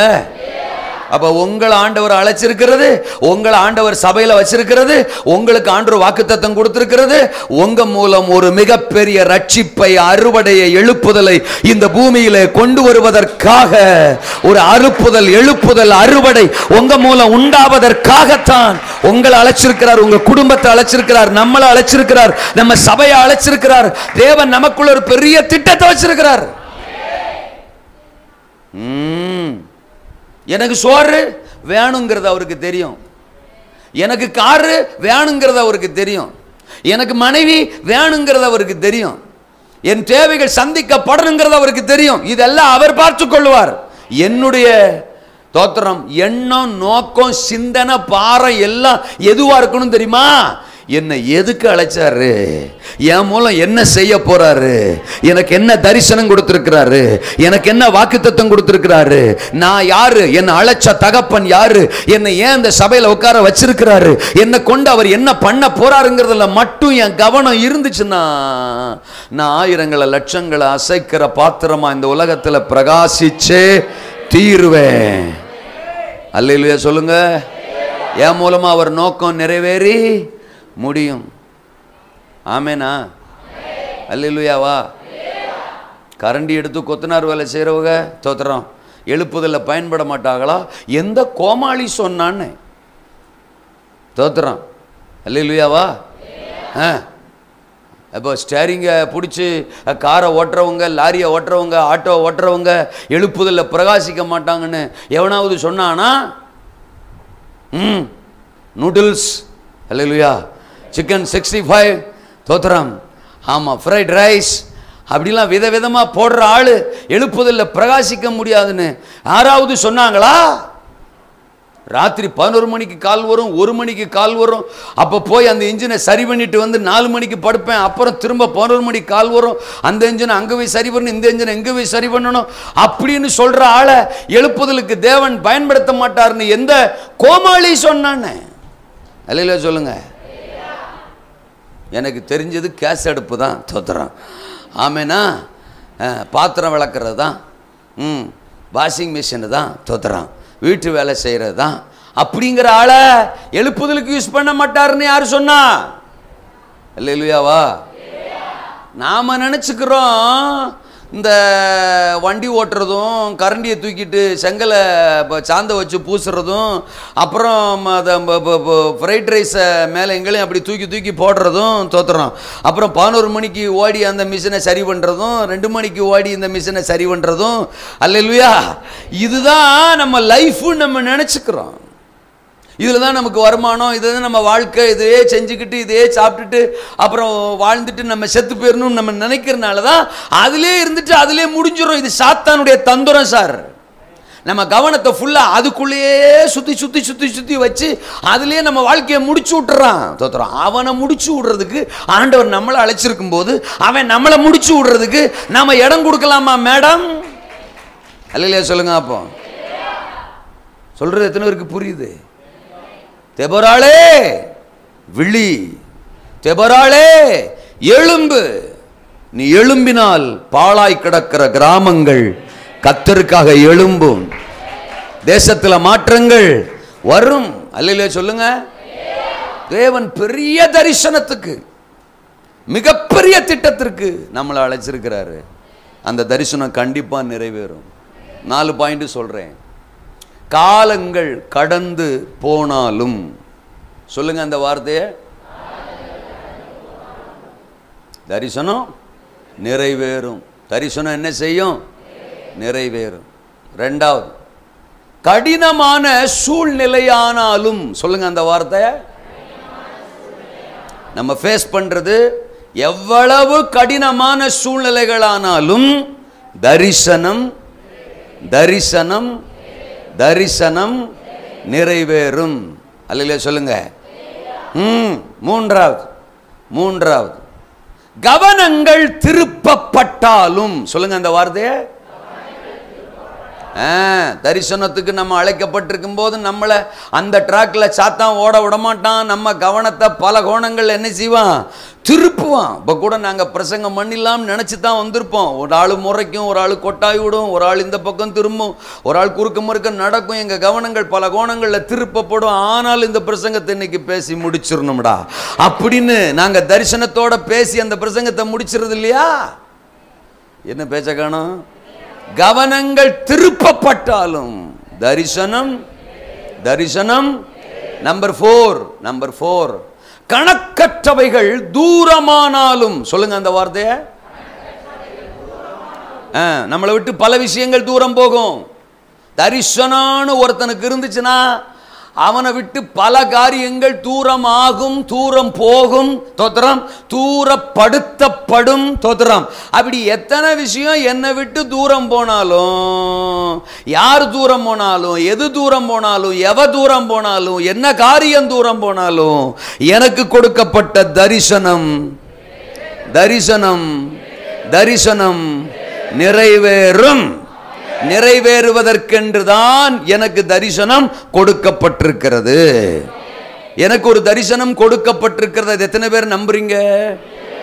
என்ன தரிசனத்தோட தான் அழைச்சிருக்கிறார். எத்தனை பேர் நம்புறீங்க? அவங்களுக்கு தான் பிரசங்கம் பண்ண முடியும். அல்லையிலே சொல்லுங்க. முதல்ல அந்த நம்பிக்கை இருக்கணும், அந்த விசுவாசம் இருக்கணும். தோத்திரம். என்ன ஒரு பெரிய நோக்கத்துக்கு தான் ஆண்டவரை அழைச்சிருக்கிறாரு. அடுப்பின் அடியில கிடக்க என்ன கத்தரை அழைக்கல. சோத்தம் மட்டும் சமைக்க கத்தர் என்ன அழைக்கல. புருஷன் கூட மல்லுக்கு நிக்க கத்தர் என்ன அழைக்கல. மாமியாளும் மருமகளும் சண்டை ஓட்டுக்கிட்டே சாக கத்தர் என்ன அழைக்கல. பணம் பணம் பணம் பணம் பணம் பணம்னு பணமா சுத்த கத்தர் என்ன அழைக்கல. வேலை வேலைனே அலைய என்ன கத்தர் அழைக்கல. காதல் காதல் காதல் 20 ஆரம்பிச்சது இன்னும் முடிய மாட்டேக்கு அப்படின்னு காதல்லே சாக கத்தர் என்ன அழைக்கல. சோறு சோறு சோறு சோறு அதையே சமைக்க, அதையே திங்க, உருளைக்கிழங்கு மாதிரி உடம்ப வச்சுக்கிட்டு சுத்த கத்தர் என்ன செய்யல அழைக்கல. கண்ணாடி முன்னாடி, என்னாடி கண்ணாடி முன்னாடி, ஒரே டெக்கரேஷன் டெக்கரேஷன் டெக்கரேஷன். அதுக்கு கத்தர் என்ன? இந்த உலகத்துல நான் நினைக்கிற, நான் அனுபவிச்சுட்டு இருக்கிற, நான் சிந்திக்கிற, நான் பார்க்கிற எதற்காகவுமே கத்தர் என்ன அழைக்கல. அல்லேலூயா. நான் அப்பாட்ட பேசும்போது சொல்லுவேன், நாளைக்கு நான் உசுரோடு இருக்கிறது கூட உமக்காக தான். நாளைக்கு நான் உசுரோடு இருக்க போறேன்னா, நான் படுக்கும்போது சொல்லுவேன், நாளைக்கு நான் உசுரோடு இருக்க போறேன்னா அது உமக்காக தான், எனக்காக இல்லை. தோத்திரம். எனக்காக இல்லை. ஒவ்வொரு நிமிடமும் உமக்காக. என்னுடைய ஒவ்வொரு நிமிடமும் உமக்காக. என் மனைவிக்காக, என் பிள்ளைக்காக, சொத்துக்காக, சோத்துக்காக, பணத்துக்காக. யார் சொன்னா? இல்ல ஆண்டவரே, உமக்காக. தோத்திரம். அவர் சொல்லுவார், அவர் சொல்லணும், அவர் சொல்லுவார். நீ சொல்லாமலே அது எனக்கு தெரியும்டான்னு. அல்ல சொல்லுங்க. அப்போ அதான் ஆவிக்குரிய வாழ்க்கையில தோத்திரம் நம்ம ஜெயிச்சதுக்கான அழகு. ஆனா அவர் மாத்தி புழுவுறடா அப்படின்னு சொன்னார்னு வச்சுக்க. தோத்திரம். புழுவுறடா புழுவாண்டி அப்படின்னு சொன்னார்னா அது மோசங்க. தோத்திரம். நீ சொல்லாமலே எனக்கு தெரியும்டா அப்படின்னு அவர் சொல்ற மாதிரி நம்ம லைஃப் இருக்கணுங்க. ஏன்னா நம்ம வாழ்றது நமக்காக நம்ம நினைச்சோம்னா தோத்திரம் நம்ம தோக்குறோம். நம்ம வாழ்றது தேவனுக்காக நினைச்சோம்னா ஜெயிக்கிறோம், ஜெயிச்சுக்கிட்டே இருப்போம், ஜெயிக்கத்தான் செய்வோம். அல்லேலூயாவா. காலங்கள் கடந்து போனாலும் தரிசனம் தரிசனம் நிறைவு. நம்ம ஏற்கனவே ஒரு 3 வசனங்களை படித்தோம். 17 வயசு 37:2 படிக்கிறோம். ஆதியாகமம் 37:2 17 வயசு யோசேப்புக்கு சொப்பனம் வரும்போது, தரிசனம் வரும்போது தோத்துறான். அந்த சொப்பனம் வந்த மறுநாளே யோசேப்பை கர்த்தர் என்ன செஞ்சிடல, ஆசீர்வச்சிரல. 11 அரிக்கட்டும் என் அரிக்கட்டுக்கு முன்னால் விழுகுது, என் அரிக்கட்டு மட்டும் நிமிர்ந்து நிற்குது அப்படின்னு உடனே அப்போ யோசேப்பு அதை குறித்து பல அர்த்தங்கள் அவன் மைண்டுக்கு தகுந்த மாதிரி அந்த சொப்பனத்துக்கு அர்த்தம் அவன் நினச்சிருக்கலாம். அரிக்கட்டு நம்ம விவசாயம் பண்ணுவோமோ, விவசாயி அல்லேலூயா சொல்லுங்க, விவசாயி அல்லேலூயா, விவசாயி நம்ம அப்படின்னு அவன் நினச்சிருந்துருக்கலாம். நம்ம குடும்பமே விவசாய குடும்பமாக இருப்போம் போலம்டா, அதில் நம்ம மட்டும் நல்ல விவசாயம் பண்ணுவோம் போல், நல்ல அறுவடையை பார்ப்போம் போல், அண்ணன்மாரெல்லாம் படுத்துக்கிறோம் போல், அவங்க விவசாயமெல்லாம் படுத்துக்கிறோம் போல் அப்படின்னு ஒருவேளை யோசேப்பு ரொம்ப காலம் நினச்சிருக்கலாம். தோத்துறான். இருக்கீங்களா? அப்புறம் ஆள் இப்போ அங்கேயே கிடையாது, ஏரியாவிலே கிடையாது, அந்த ஊர்லேயே கிடையாது, அண்ணன்மாரும் கிடையாது, எகிப்துக்கு வந்துட்டான். இப்போ எங்கிட்டு கூடிய விவசாயம் பண்ண தோத்துறான். ஆக 17 வயசில் சொப்பனம் பார்க்குறான். அவன் பார்வோனுடைய அரண்மனையில் சிங்காசனத்தில் உட்காரும் போது அவனுக்கு வயசு 30ன்னு பைபிள் சொல்லுது. 41ஆம் அதிகாரம் 46வது வசனத்தில் பார்வோனுக்கு முன்பாக நிற்கும் போது யோசேப்பு 30 வயதுள்ளவனா இருந்தான். அல்லேலூயா சொல்லுங்க. அப்போ முதல் காரியம் அவன் வாழ்க்கையில் நடக்கும்போது எத்தனை வருஷம் போயிருந்துச்சு? 13 வருஷம் போயிருந்துச்சு. 17 பார்த்தா இப்போ 30 அவன் சிங்காசனத்தில் உட்கார வைக்கப்படுறான். 13 வருஷம் கழிச்சு நடக்கு. அப்புறம் 7 வருஷம் தேசத்தில் பெரிய விளைச்சல், நல்ல தானிய விளைச்சல் வாங்கி வாங்கி வாங்கி வாங்கி பண்டக சாலையில் ஸ்டோர் பண்ணி வைக்கிறான். யாரு? யோசேப்பு. தோத்துறான். பண்டக சாலையில் ஸ்டோர் பண்ணி வைக்கிறான் தானியத்தை. ஏன்னா பஞ்சகாலம் வரப்போது இந்த யோசேப்பை வச்சு தான் முழு உலகத்துக்கும் தேவன் அதை என்ன செய்ய போறாரு, கொடுக்க போறாரு. நல்லா கவனிக்கணும். தோத்துறோம். எந்த அளவுக்கு நீங்க தானியத்தை ஸ்டோர் பண்றீங்களோ அந்த அளவுக்கு நீங்க சப்ளை பண்ற ஆளா மாறுவீங்க. நீங்க தேசத்துக்கு பயன்படணுமா, அந்த அளவுக்கு நீங்க ஸ்டோரேஜ்ல ஸ்டோர் பண்ற ஆளா இருக்கணும். அல்லேலூயா. எந்த அளவுக்கு வசனத்தை தோத்துறோம், வார்த்தையை, தேவனுடைய காரியங்களை நீங்க ஸ்டோர் பண்றீங்களோ அந்த அளவுக்கு உங்களை எடுத்து தேவன் என்ன செய்வாரு, பயன்படுத்துவாரு. ஆமீன் சொல்றதுக்கே யோசித்தீங்கன்னா தோத்துறான். அடுத்த வீட்டுக்கு கூட உங்களை ஆசீர்வாதமா பயன்படுத்த முடியாதுங்க. மாட்டாருலாம் கிடையாதுங்க, முடியவே முடியாது. அல்லேலூயா சொல்லுங்க. சட்டில் இருந்தால் தானே அகப்பையில் வரும். சொந்த வீட்டில் இருக்கிறவங்களுக்கே சோத்தை போடுறதுக்கு முடியலன்னா பக்கத்து வீட்டுக்காரனுக்கு எங்கிட்டு கூடி சோத்தை போட தோத்துறான். ஏன் சொந்த வீட்டுக்கு போறீங்க? ஏன் வயிற்றுக்கே சோறு இல்லைங்கும் போது அப்புறம் சொந்த வீடு தோத்துறான். அப்போ என்னையே திருப்திப்படுத்திக்கிற அளவுக்கு எனக்குள்ள வசனமும் வார்த்தையும் இல்லைன்னா எப்படி என் குடும்பம் எனக்குள் இருக்கிற வசனத்தால் வார்த்தையால் ஆசீர்வதிக்கப்படும், என் பக்கத்து வீடு ஆசீர்வதிக்கப்படும், என் தெரு ஆசீர்வதிக்கப்படும். அதனால எந்த அளவிற்கு வார்த்தையை வசனத்தை நீங்க ஸ்டோர் பண்றீங்களோ அந்த அளவிற்கு உங்க வாழ்க்கை வளமுள்ளதா, ஆசீர்வாதமானதா. குறைஞ்சது ஒரு நாளைக்கு ஒரு வசனமாகிலும் மனப்பாடம் பண்ணுங்க. வாசிக்கணும்னு சொல்லலை நான், என்ன பண்ணணும், மனப்பாடம் பண்ணுங்கன்ற. தோத்துறான். மனசுக்குள்ள அதை நல்ல மனப்பாடம் பண்ணி இருத்துங்க. ஒரு வசனமாகிலும் 365 நாளைக்கு 365 வசனம் உள்ள போச்சுன்னா ஆத்தாடி உங்களை கையில் பிடிக்க முடியாதுன்றேன். 365 வசனம் இல்லை, ஒரு நாளைக்கெல்லாம் என்னால் ஒரு வசனம் மனப்பாடம் பண்ண முடியாது. நீங்கள் ரொம்ப தான் என்னை பற்றி பெருசாக கனவு காண்றீங்க. ஆமாம், ஒரு வாரத்துக்கு ஒரு வசனம்னா கூட 52 வாரத்தில் 52 வசனம் உங்களுக்குள்ள, 52 வசனம் உங்களுக்குள்ள இருந்துச்சுனாலே பெரிய விஷயங்க. சொல்லுங்க. வசனம் உங்களுக்குள்ள வாழ்ந்தால் வருத்தம் உங்களுக்குள்ள சாகும். சொல்லுங்க. வசனம் வாழ்ந்தால் வருத்தம் சாகும். வசனம் வாழ்ந்தால் வருத்தம் சாகும். வசனம் செத்தால் வருத்தம் வாழும். நான் சொல்றது உங்களுக்கு புரியுதா? எனக்குள்ள வசனம் ஜீவனா இருந்துச்சுன்னா, வசனம் வாழ்ந்துச்சுன்னா, வசனம் வளர்ந்துச்சுன்னா உள்ள இருக்கிற வருத்தம் எல்லாம் என்ன செஞ்சிரும், செத்துரும். பிரச்சனை செத்துரும். பிசாசு சோதனைக்கும் போது சோதனையை கொண்டு வந்தப்போ அவனை ஜெயிக்கிறதுக்கு இயேசு பயன்படுத்தினது இயேசு பயன்படுத்தினது வசனம். அப்ப வசனத்தை எனக்குள்ள வாழ வைக்கணும், வசனத்தை எனக்குள்ள வளர வைக்கணும். வசனம் வாழ வாழ வாழ என் வாழ்க்கையில் வர்ற வருத்தங்கள், வேதனைகள், பிரச்சனைகள், எதிர்ப்புகள் சகலமும் அந்த வசனத்தினாலேயே என்ன செஞ்சிடும்? சாகும்னு சொல்ல மாட்டீங்களா? அல்லேலூயா. மொத்தமா என்ன சாகல வைக்கலான்னு பார்க்குற மாதிரில உட்காருங்க. தோத்துறான் இருக்கீங்களா? வார்த்தையால் உங்களை ஸ்டோர் பண்ணுங்க. அப்ப பாருங்க, இப்ப 7 வருஷம் யோசேப்பு தானியத்தை ஸ்டோர் பண்றான். 7 வருஷம் முடியும் போது பஞ்சகாலம் தொடங்குது. தோத்துறான். பஞ்சகாலம் தொடங்கும் போதுதான் அண்ணன்மாரி யோசேப்பு கிட்ட வர்றாங்க. 42ஆம் அதிகாரம் 6ஆம் வசனத்துல முகங்குப்புற அவனுக்கு முன்னால் என்ன செய்றாங்க? விழுறாங்க. இப்ப எத்தனை வருஷம் வச்சுக்கலாம்? 30 வயசுல பார்வோனுக்கு முன்னால நின்னான். அடுத்த 7 வருஷம் விளைச்சல் காலம். 8வது வருஷம் தான் பஞ்சம் தொடங்குது. பஞ்சம் தொடங்கின உடனே அண்ணன்மாரு வந்துட்டான்னு வச்சுக்கிருவான். தோத்துறான். அப்ப 37 வருஷம் முடிஞ்சிருக்கு. அல்லையிலே சொல்லுங்க ஆமேனா. 17ல சொப்பனம் பார்க்கறான். 13 வருஷம் கழிச்சு சிங்காசனத்தில் உட்கார்றான். அடுத்த 7 20 வருஷம் கழிச்சு தான் அண்ணன்மாரு வந்து என்ன செய்றாங்க? சொல்லுங்க, முகங்குப்புற விழுறாங்க. கர்த்தருக்கு ஸ்தோத்திரம். இது நடந்த பிறகு 45ஆம் அதிகாரம் 6ஆம் வசனம் ஒருத்தர் படிங்களேன். 45:6 படிங்களேன்.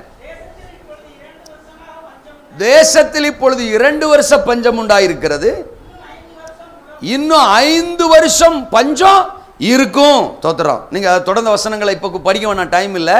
இன்னும் 5 வருஷம் பஞ்சம் இருக்கு. அதனால நீங்க போய் அப்பாவை அம்மாவை எல்லாரையும் என்ன செஞ்சீங்க? அழைச்சிட்டு வாங்க அப்படின்னு யோசேப்பு அவர்கள்ட்ட சொல்லி அனுப்புறான். 46ஆம் அதிகாரத்தில் அவங்க எல்லாருமே வர்றாங்க. சோ அடுத்த 2 வருஷம் கழிச்சு தான் தோத்திரம் தகப்பன் வர்றாரு, தாய் வர்றாங்க, சகலரும் வர்றாங்க. நான் சொல்றது உங்களுக்கு புரியுதா? ஒரு கட்டமா தரிசனம் நிறைவேறுது. ஒரே டைம்ல நிறைவேறல. தோத்திரம். சொப்பனம் பார்த்து 13 வருஷம் கழிச்சு ஒரு காரியம் நிறைவேறுது. 20 வருஷம் கழிச்சு ஒரு காரியம் நிறைவேறுது. 22 வருஷம் கழிச்சு ஒரு காரியம் நிறைவேறுது. எத்தனை வருஷங்கள் கழிந்தாலும் கர்த்தர் சொன்ன தரிசனம் யோசேப்பு லைஃப்ல நிறைவேறுச்சு. இன்னைக்கு அதைத்தான் தீர்க்க தரிசனமா சொல்ல சொன்னனால நான் இவ்வளவு நேரம் இழுத்துக்கிட்டு இருக்கேன். கர்த்தருக்கு ஸ்தோத்திரம். உங்களுக்கு சொல்லப்பட்ட வாக்குத்தத்தங்கள், உங்களுக்கு சொல்லப்பட்ட தரிசனங்கள் எத்தனை வருஷம் போயிருந்தாலும் அதை பத்தி நீங்க கலங்கணுங்கிற அவசியம் இல்லை. அது கண்டிப்பா நிறைவேற போகுது. நிறைவேறுவதற்காகத்தான் அது உங்களுக்கு தரப்பட்டிருக்கிறது. ஒருவேளை ஒட்டுமொத்தமா தோத்திரம் ஒரே நாள்ல சகலமும் நிறைவேறலனாலும் தோத்திரம் அடுத்தடுத்து கண்டிப்பாக உங்களுக்கு சொல்லப்பட்ட தரிசனம் நிறைவேறி முடியும். காலங்கள் எத்தனை தான் கடந்து போனாலும் நீங்க கவலைப்படணுங்கிற அவசியம். கர்த்தர் சொல்லி இத்தனை வருஷமாச்சே, என்ன அழைச்சி இத்தனை காலங்கள் ஆச்சே, இதுவரைக்கும் நடக்கலையே என்று நீங்கள் கலக்கத்தோடு வேதனையோடு இருப்பீர்களே. ஆனால் இந்த மாலை நேரத்தில் தேவன் சொல்லுகிறார், குறித்த காலத்திற்கென்றது வைக்கப்பட்டிருக்கிறது. இன்றைக்கு அந்த வார்த்தை நம்ம கூட பேசப்படுறதுனால இதுதான் அது குறித்த நாட்களாக இருக்கும். அது நிறைவேறுகிற நேரம் வந்துட்டு, தரிசனம் உங்க கண்களுக்கு முன்னால வருகிற நேரம் வந்துட்டு. எதை இதுவரைக்கும் உங்கள் காதுகளால் கேட்டீர்களோ இன்று முதல் அதை நீங்கள் கண்களால் காணப்போகிறீர்கள். காதால் கேட்டவைகளை கண்களால் பார்க்கும் நாட்கள் தொடங்குகிறது என்று கர்த்தர் சொல்லுகிறார். அல்லேலூயா. பெருமழையின் இரைச்சல் சத்தத்தை காதால கேட்டவன் அதே பெருமழையை தன் கண்களால பார்க்க பண்ணின சர்வ சக்தி உள்ளவர். இதுவரைக்கும் உங்கள் காதுகளால் கேட்டதை இனி உங்கள் கண்களால் காணும்படிக்கு இன்றைக்கு தேவ கரம் உங்களுக்கு நேராய், ஊழியத்துக்கு நேராய், சபைக்கு நேராய், குடும்பத்திற்கு நேராய் நீட்டப்படுகிறது. தரிசனம் தந்தவர் அதை நிறைவேற்றி முடிக்க போகிறார். ஆமெனா. டெய்லி நியூஸுகள்லாம் பார்த்துட்டு இருக்கிறீங்கன்னு நான் நினைக்கிறேன். நிறைய விஷயங்கள் இப்போ உலகத்தில் தோத்திரம் நடக்க ஆரம்பிச்சுட்டு நடந்துக்கிட்டு இருக்குது. தோத்திரம் திகிலூட்டும் காரியங்கள் எல்லாம் தொடங்க ஆரம்பிச்சிருச்சு. வேதத்தில் சொல்லப்பட்ட காரியங்கள் எல்லாம் நிறைவேற ஆரம்பிச்சிருச்சு. இது கடைசி காலம் என்பதற்கு அடையாளங்கள் அதிகமாகிக் கொண்டே இருக்கிறது. கிட்டத்தட்ட 3ஆம் உலக யுத்தம் வந்து விடுமோ அப்படிங்கிற சூழ்நிலை இப்போ வந்துருச்சு. இஸ்ரேலுக்கு ஆதரவாக அமெரிக்கா எழும்பி வருகிறது. அமெரிக்கா குரல் கொடுத்த உடனே அதற்கு எதிராக ரஷ்யா குரல் கொடுக்குது, மற்ற தேசங்கள் குரல் கொடுக்குறாங்க. கிட்டத்தட்ட தோத்திரம் இது இப்படி போனால் 3ஆம் உலக யுத்தம் வந்தாலும் ஆச்சரியப்படுவதற்கு இல்லை. ஆமாம், இந்த தோத்திரம் யார் நம்ம ட்ரம்ப் இந்த ஆட்சி காலத்துக்குள்ள சில விஷயங்களை சர்வ வல்லவர் நிறைவேற்றி முடிக்க போகிறார் என்று தேவ மனிதர்கள் திருஷ்டாந்தமாக தெளிவாக சொல்லுகிறார்கள். தோத்திரம் எருசலேமின் வசமாக அந்த ஆலயத்தின் பகுதி வந்து சேரும், ஆலயம் கட்டி முடிக்கப்படும், ஆண்டவருடைய வருகை இருக்கும் என்று சொல்லுகிறார்கள். இதெல்லாம் நிறைய கால்குலேஷன் போட்டு சொல்கிறாங்க. ஆனால் நான் பல வருஷமாக மேடைகள்லேருந்து கத்திட்டு இருக்கிறேன். தோத்திரம் இதுதான் உலகத்தின் கடைசி தலைமுறை என்று. நிறைய பேர் என்னை பார்த்து என்ன இப்படி சொல்கிறீங்க, இவ்வளவு தில்லாக சொல்கிறீங்க அப்படின்லாம் சொல்லியிருக்கிறாங்க. நான் கொஞ்சம் தில்ல கம்மியாக சொல்லியிருந்தேன்னா இன்னும் கொஞ்சம் சேர்த்து கூட சொல்கிறேன். இதுதான் உலகத்தின் கடைசி தலைமுறை. நம்ம தலைமுறையில் தான் மத்திய ஆகாயத்தில் மணவாளன் வரப்போகிறார். நமக்கு மரணம் நேரிடாது. நம்ம மரணத்தை பார்க்காத தலைமுறையாக இருப்போம். பெட்டி நமக்கு செய்ய வேண்டியது இருக்காது, குழி நமக்கு தோண்ட வேண்டியது இருக்காது. நம்ம இமைப்பொழுதுல மறுரூபமாகி எடுத்துக்கொள்ளப்பட போகும் தலைமுறையாக இருக்க போகிறோம். கர்த்தர் நம்மளை அப்படி பயன்படுத்த போறாரு. ஒரு எழுப்புதல் வரப்போது, ஒரு அறுவடை வரப்போது, ஒரு அசைவு வரப்போது.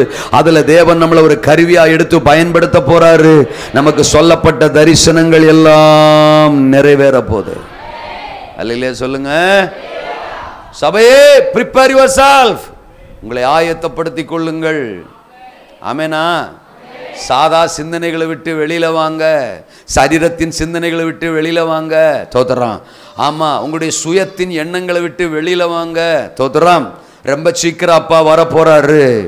தரிசன சிந்தனைக்குள்ள வாங்க. சபையில் இருக்கிற ஒவ்வொருத்தரும் தரிசனத்தின் பாத்திரமா இருக்கணும். என்ன ஒரு தரிசனமுள்ள சபையில் வச்சிருக்கிறாரு. நான் ஒரு தரிசனமுள்ள தகப்பனோட இருக்கிறேன். நான் ஒரு தரிசனத்துக்குள்ள இருக்கிறேன். நான் ஒரு யோசேப்பு, நான் ஒரு யோசேப்பு. பொம்பளையா இருந்தா நான் ஒரு யோசேப்பி. தோத்திரம். நான் ஒரு யோசேப்பி அப்படின்னு கூட வச்சுக்கோ. அல்லேலூயா சொல்லுங்க. அப்போ ஒரு பெரிய அசைவு வரப்போது, எழுப்புதல் வரப்போது, அறுவடை வரப்போது, ஆத்தும திரள் வரப்போது, லட்சக்கணக்கா ஜனங்கள் ரட்சிக்கப்பட போறாங்க. இந்த கன்னிசேரி கத்தர் தோத்திர உயர்த்துகிற சேரியா மாறப்போது. இந்த கன்னிசேரி கத்தரை ஆராதிக்கிற சேரியா மாறப்போது. பல லட்சங்கள் ஓடி வந்து கத்தரை ஆராதிக்க போறாங்க.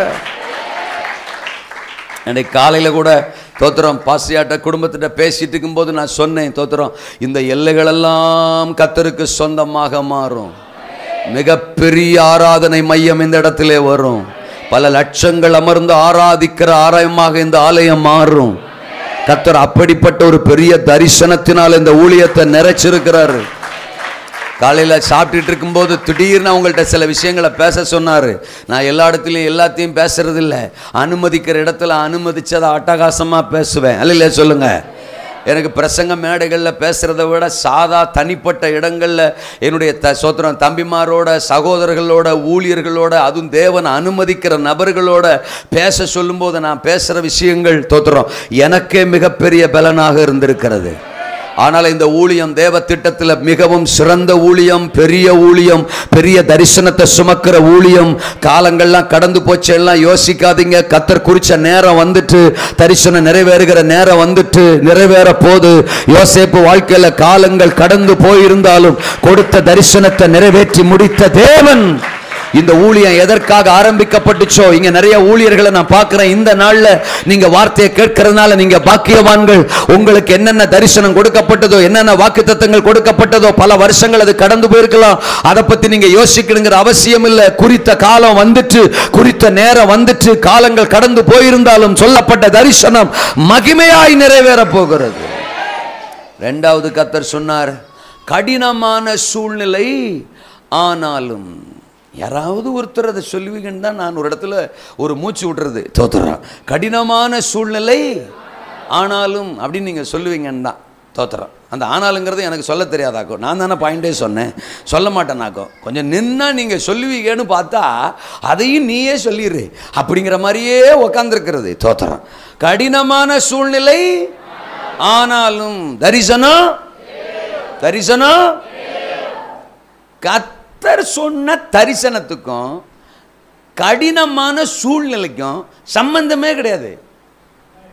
சொன்னது யாரு? சொன்னது யாரு? கர்த்தர். நிறைவேற்றது யாரு? கர்த்தர்.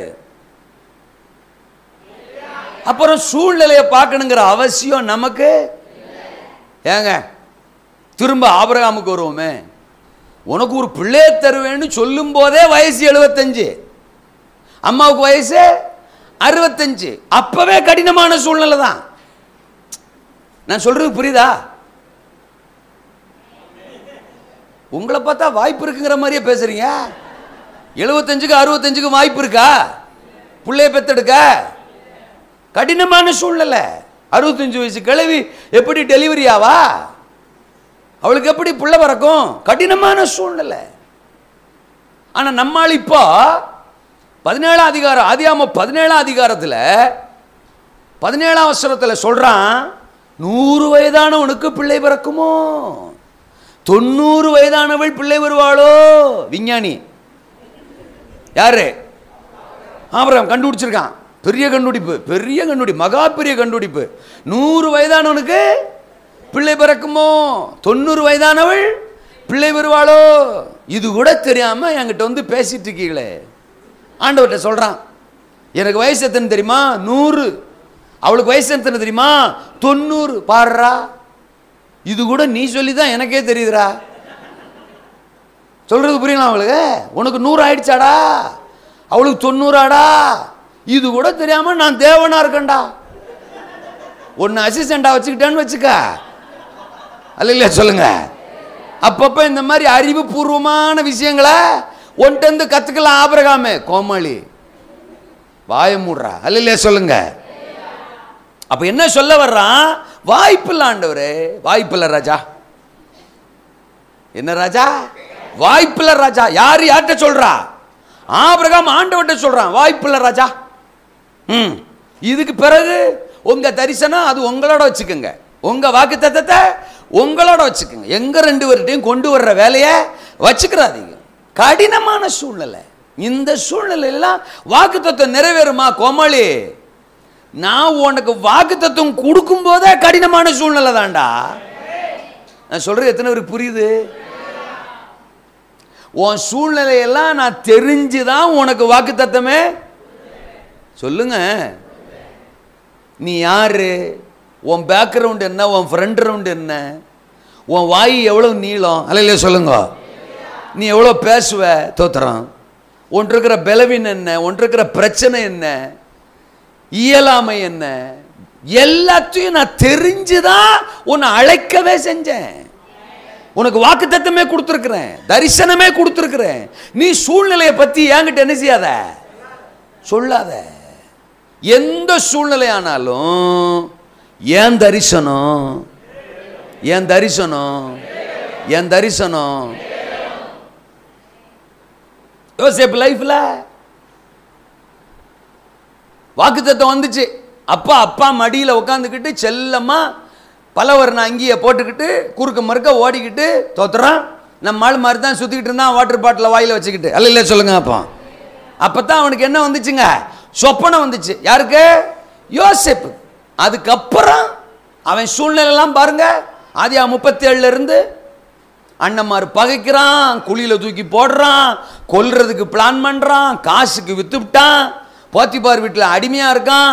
ஏதோ கொஞ்சம் சோறு கிடைச்சிச்சேன்னு சந்தோஷமா தின்னுக்கிட்டு இருந்தா அதுல மண்ணள்ளி போடுறா ஒரு பேய். போத்திபார் பொண்டாட்டி தோத்துறான். ஒரு பாவத்தை அவன் மேல சுமத்துறா, குற்றவாளி ஆகிறான் செய்யாத தப்புக்கு. இப்ப செயல்ல தூக்கி போடுறாங்க, கம்பி எண்ணிக்கிட்டு இருக்கிறான். ஒருத்தன் வர்றான், திருத்திருன்னு முழிச்சிட்டு இருக்கிறான். அவனுக்கு சொப்பனத்துக்கு அர்த்தம் சொல்லி சரி இவன் நம்மளை காப்பாத்திருவான்னு நினைச்சா அவன் பாரு அதை கூட மறந்துட்டானா. அம்புட்டு நல்லவனா இருக்கான். நான் சொல்றேன், உங்களுக்கு புரியுதா? தலை விதிரா, தலை எழுத்துறா, எவன்டா மாற்ற முடியும்? நாம இப்படியே கிடந்து சாகிறதான் சூழ்நிலைன்னு இருந்தா அப்புறம் எங்கிட்டு நம்ம வெளியில வர்ற, இருந்துட்டு போயிடுவோம் அப்படிங்கிற மாதிரி அவன் மைண்டு தோத்துறோம். சிந்திக்கிற அளவுக்கு சூழ்நிலை எல்லாம் அடுத்து மோசமா தான் இருந்துச்சு. யாருக்கு யாருக்கு? சிலருக்கெல்லாம் பிரசங்கம் கேட்கும்போது ஆமா ஒரு வேலை இல்லை, வந்தமா இயேசு உன்னை தொடுகிறார் அப்படின்னு சொன்னா கொஞ்சம் இதமா இருக்கும். தோத்திரம். உன் ஜெபத்தை கேட்கிறார் அப்படி தோணும். ஆமேன். ஒரு எருவு மாட்டு பலவீனம் இந்த இரவு மறைகிறது. அல்லேலூயா. அப்படின்னா வெரி குட் ஆண்டவரே, நான் எருவு மாட்டு தான் நினச்சிக்கிட்டே வந்தேன், கர்த்தர் எனக்காக ஒரு வார்த்தை பேசினீர். அல்லேலூயா. எருவு மாடு இன்னைக்கு நல்ல சாணி போடும் அப்படின்னு சந்தோஷமா போகலாம். அல்லேலூயா சொல்லுங்க. உன் புருஷனை கர்த்தர் தொடுகிறார். இப்படி ஏதாவது 4 வார்த்தை பேசுவார்னு பார்த்தா நம்ம சூழ்நிலை என்ன, இவர் பேசுறது என்ன? நம்ம இங்க கடினமான சூழ்நிலையில கிடக்கிறோம். கர்த்தர்ன்றாரு, வாக்கு தத்தம்ன்றாரு, தரிசனம்ன்றாரு, தேசம் மாறப்போதுன்றாரு, கன்னிசரிய கர்த்தரை ஆராதிக்கும்ன்றாரு, என்னென்னமோ பேசுறாரு. அப்படின்னு தான் தோத்துறான். இருக்கீங்களா? ஹலோ, உன் சூழ்நிலையை பார்த்துட்டு சுச்சு அப்படின்னு சொல்றதுக்கு நான் இங்க வரல. என்ன சூழ்நிலை உன்னை தாக்குனாலும் சரி, உன்னை மோதினாலும் சரி, ஏசுரத்தஞ்சயம் உனக்குள்ள தரிசனம் இருக்கிற வரைக்கும். இப்போ ஒரு ஸ்டேட்மெண்ட் சொல்றேன் கேளுங்க. சூழ்நிலை ஒன்ன ஜெயிக்காது, நீ தான் சூழ்நிலையை ஜெயிப்ப. அல்லையா சொல்லுங்க. சூழ்நிலை என்ன மாத்தும்? சூழ்நிலை என்ன மாத்துது? கோமாளி இல்ல, என் அழைப்ப சூழ்நிலையை நான் மாற்றுவேன். நான் சொல்றது எத்தனை பேருக்கு புரியுது? சூழ்நிலை என்ன மாத்தாது? சூழ்நிலை தரிசனம் உள்ளவனை மாத்தாது, தரிசனம் உள்ளவன் சூழ்நிலையை மாத்துவான். உதாரணம் நம்ம எல்லாருக்கும் தெரிஞ்ச சம்பவம் 1 சாமுவேல் 17 அதிகாரம். அப்படினாலே தெரியணும். தாவீது கோலியாத் சம்பவம். நல்லா கவனிங்க. என்ன சூழ்நிலை? கோலியாத்து வந்து ஒரு ஆளை அனுப்புங்கன்றான். ஒரு ஆளை என் கூட யுத்தத்துக்கு அனுப்புங்கன்றான். உயரமா இருக்கான், உருண்டையா இருக்கான், பயங்கரமான ராட்சசன். 11ஆம் வசனம் என்ன சொல்லுது? சவுலும் இஸ்ரவேலர் அனைவரும் கலங்கி மிகவும் பயப்பட்டார்கள். ஒருத்தருக்கும் கோலியாத்தோட யுத்தம் பண்ண போறதுக்கு என்ன இல்ல, பலன் இல்ல, தைரியம் இல்ல. தோத்திரம். எல்லாம் பயந்துட்டாங்க. அங்க என்ன சூழ்நிலை?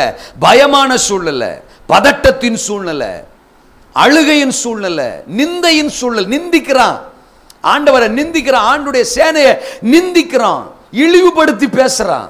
தோத்துறான். இப்படிப்பட்ட ஒரு ஆபத்தான சூழ்நிலைக்குள்ளதான் தரிசனம் உள்ளவன் அனுப்பப்படுகிறான். யாரவன்? யாரவன்? யாரவன்? தாவீது. வந்தானா யுத்த களத்துக்கு? கொஞ்ச நேரம் நின்னா, அவ்வளவுதான். அதுக்கு மீறி அவனால் நிக்க முடியல. துடிக்குது புஜம், ஜெயிப்பது நிஜம். அல்லே சொல்லுங்க. அப்போ அடிப்பது நிஜம். அல்லே சொல்லுங்க. யாராவன்? ஜீவனுள்ள தேவனுடைய சேனையை நிந்திப்பதற்கு விருத்த சேதனம் இல்லாத அந்த பெலிஸ்தியன். எம்மாத்திரம் 26ஆம் வசனத்துல சொல்றான். எம்மாத்திரம் 32ஆம் வசனம், நான் போய் இந்த பெலிஸ்தியனோடு யுத்தம் பண்ணுவேன், இவன் நிமித்தம் ஒருவனுடைய இருதயமும் கலங்க வேண்டியதில்லை. அல்லேலூயா சொல்லுங்க. எல்லாரும் ஒரு சைஸா இப்ப தாவீதை பாக்குறாங்க. யாரா இவன்? ஒரு முறை சிங்கத்தை கொன்றேன், ஒரு முறை கரடியை கொன்றேன், இந்த விருத்த சேதனம் இல்லாத பெலிஸ்தியனையும் கொல்லுவேன், தடை செய்தால் உன்னையும். அல்லேலூயா சொல்லுங்க. அப்பா ஆத்தாடி, இவன் கொல்லுவான் போலடா, இவன் கூட கர்த்தர் இருக்கிறார் போலடா, இவனை அனுப்பிவிட்டா காப்பாத்திருவான்டா. கொஞ்சம் கொஞ்சமா கொஞ்சம் கொஞ்சமா கொஞ்சம் கொஞ்சமா அந்த சிச்சுவேஷனை என்ன செய்து சொல்லுக்கா, இன்னும் முகமே மாறலேக்கா. கொஞ்சம் கொஞ்சமா கொஞ்சம் கொஞ்சமா சிச்சுவேஷன்லாம் என்ன செய்யுது? மாறுது. சோகமா இருந்த சிச்சுவேஷன், பயந்து போயிருந்த சிச்சுவேஷன், பதட்டமா இருந்த சிச்சுவேஷன், நிந்தையா இருந்த சிச்சுவேஷன், சகலமும் இப்ப தாவீது வந்த உடனே எல்லாரும் கவனத்தையும் திருப்புறான். கோலியாத்தையும் விட்டு நேரம் பார்த்துக்கிட்டு இருந்தவங்க இப்ப டவுசரை பார்க்க ஆரம்பிச்சிட்டாங்க. இவனை பார்க்க ஆரம்பிச்சாங்க. நமக்குள்ள இருந்து ஒருத்தன் எழும்புறான்டா, இவன் போறேன்றான்டா, சிங்கத்தை போட்டுக்கிறேன்றான், கரடியை போட்டுக்கிறேன்றான். நிச்சயமா அண்ணன் நேரம் சொல்லியிருப்பான், ஆமா சாமி எனக்கும் தெரியும் சாமி, இவன் ஒரு நாள் அப்படிதான் சாமி சிங்கத்தை போடுறது எங்களுக்கும் தெரியும். ஏன்னா அவங்களுக்கு அந்த கதை முதலே தெரியும், எங்களுக்கும் தெரியும். நாங்களும் போய் அந்த சிங்கத்தை கூட பார்த்தோம் சாமி, நாங்களுமே அந்த கரடியை கூட பார்த்தோம் சாமி, என் தம்பி நம்புங்க அப்படின்னு இருப்பான்.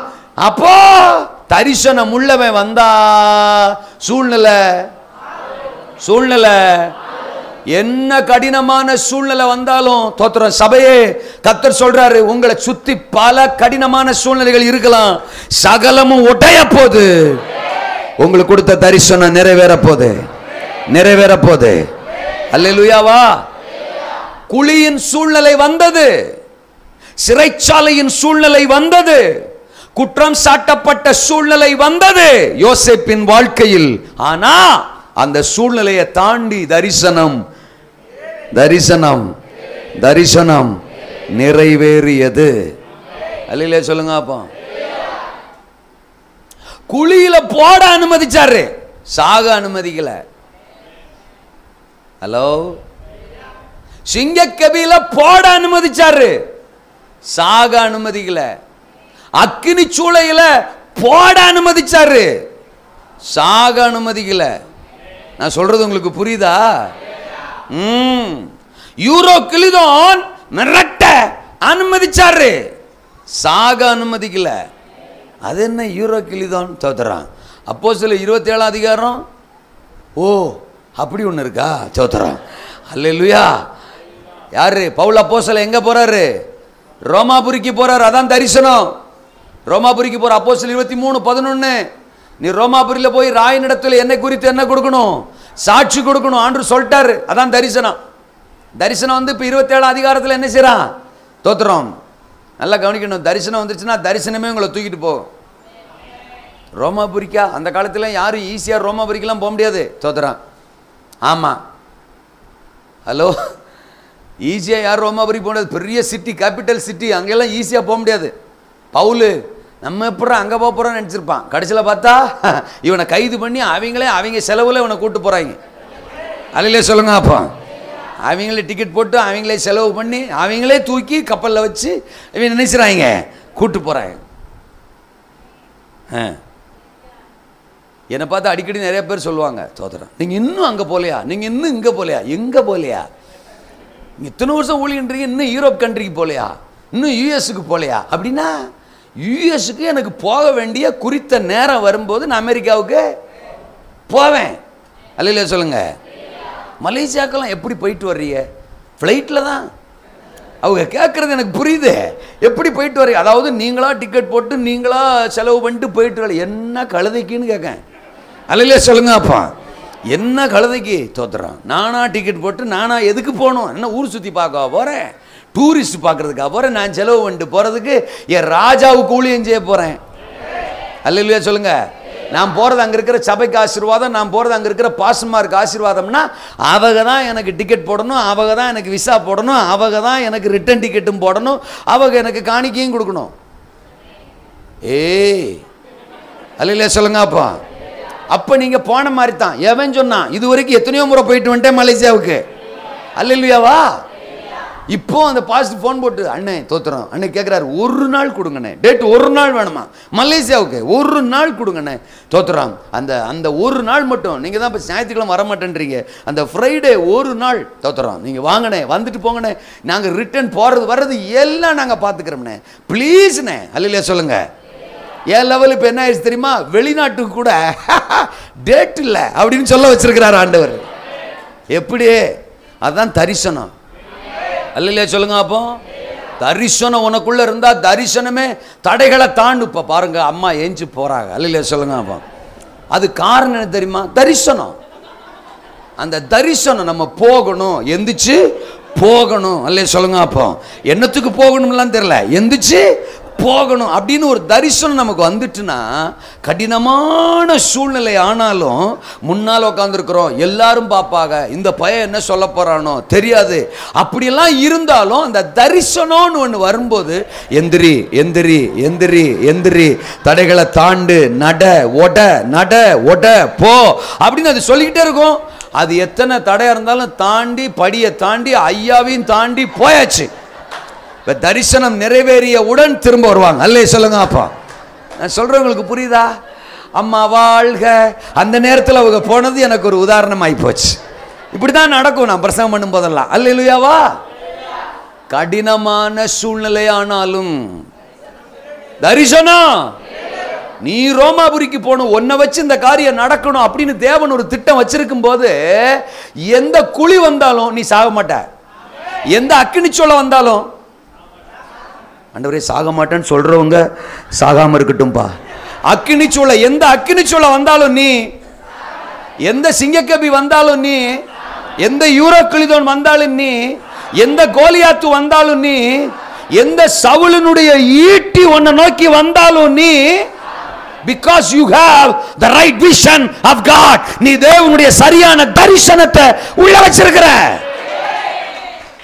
அல்லேலூயா. சொந்த தரிசனத்தை வச்சிருந்தா செத்து போயிருவ.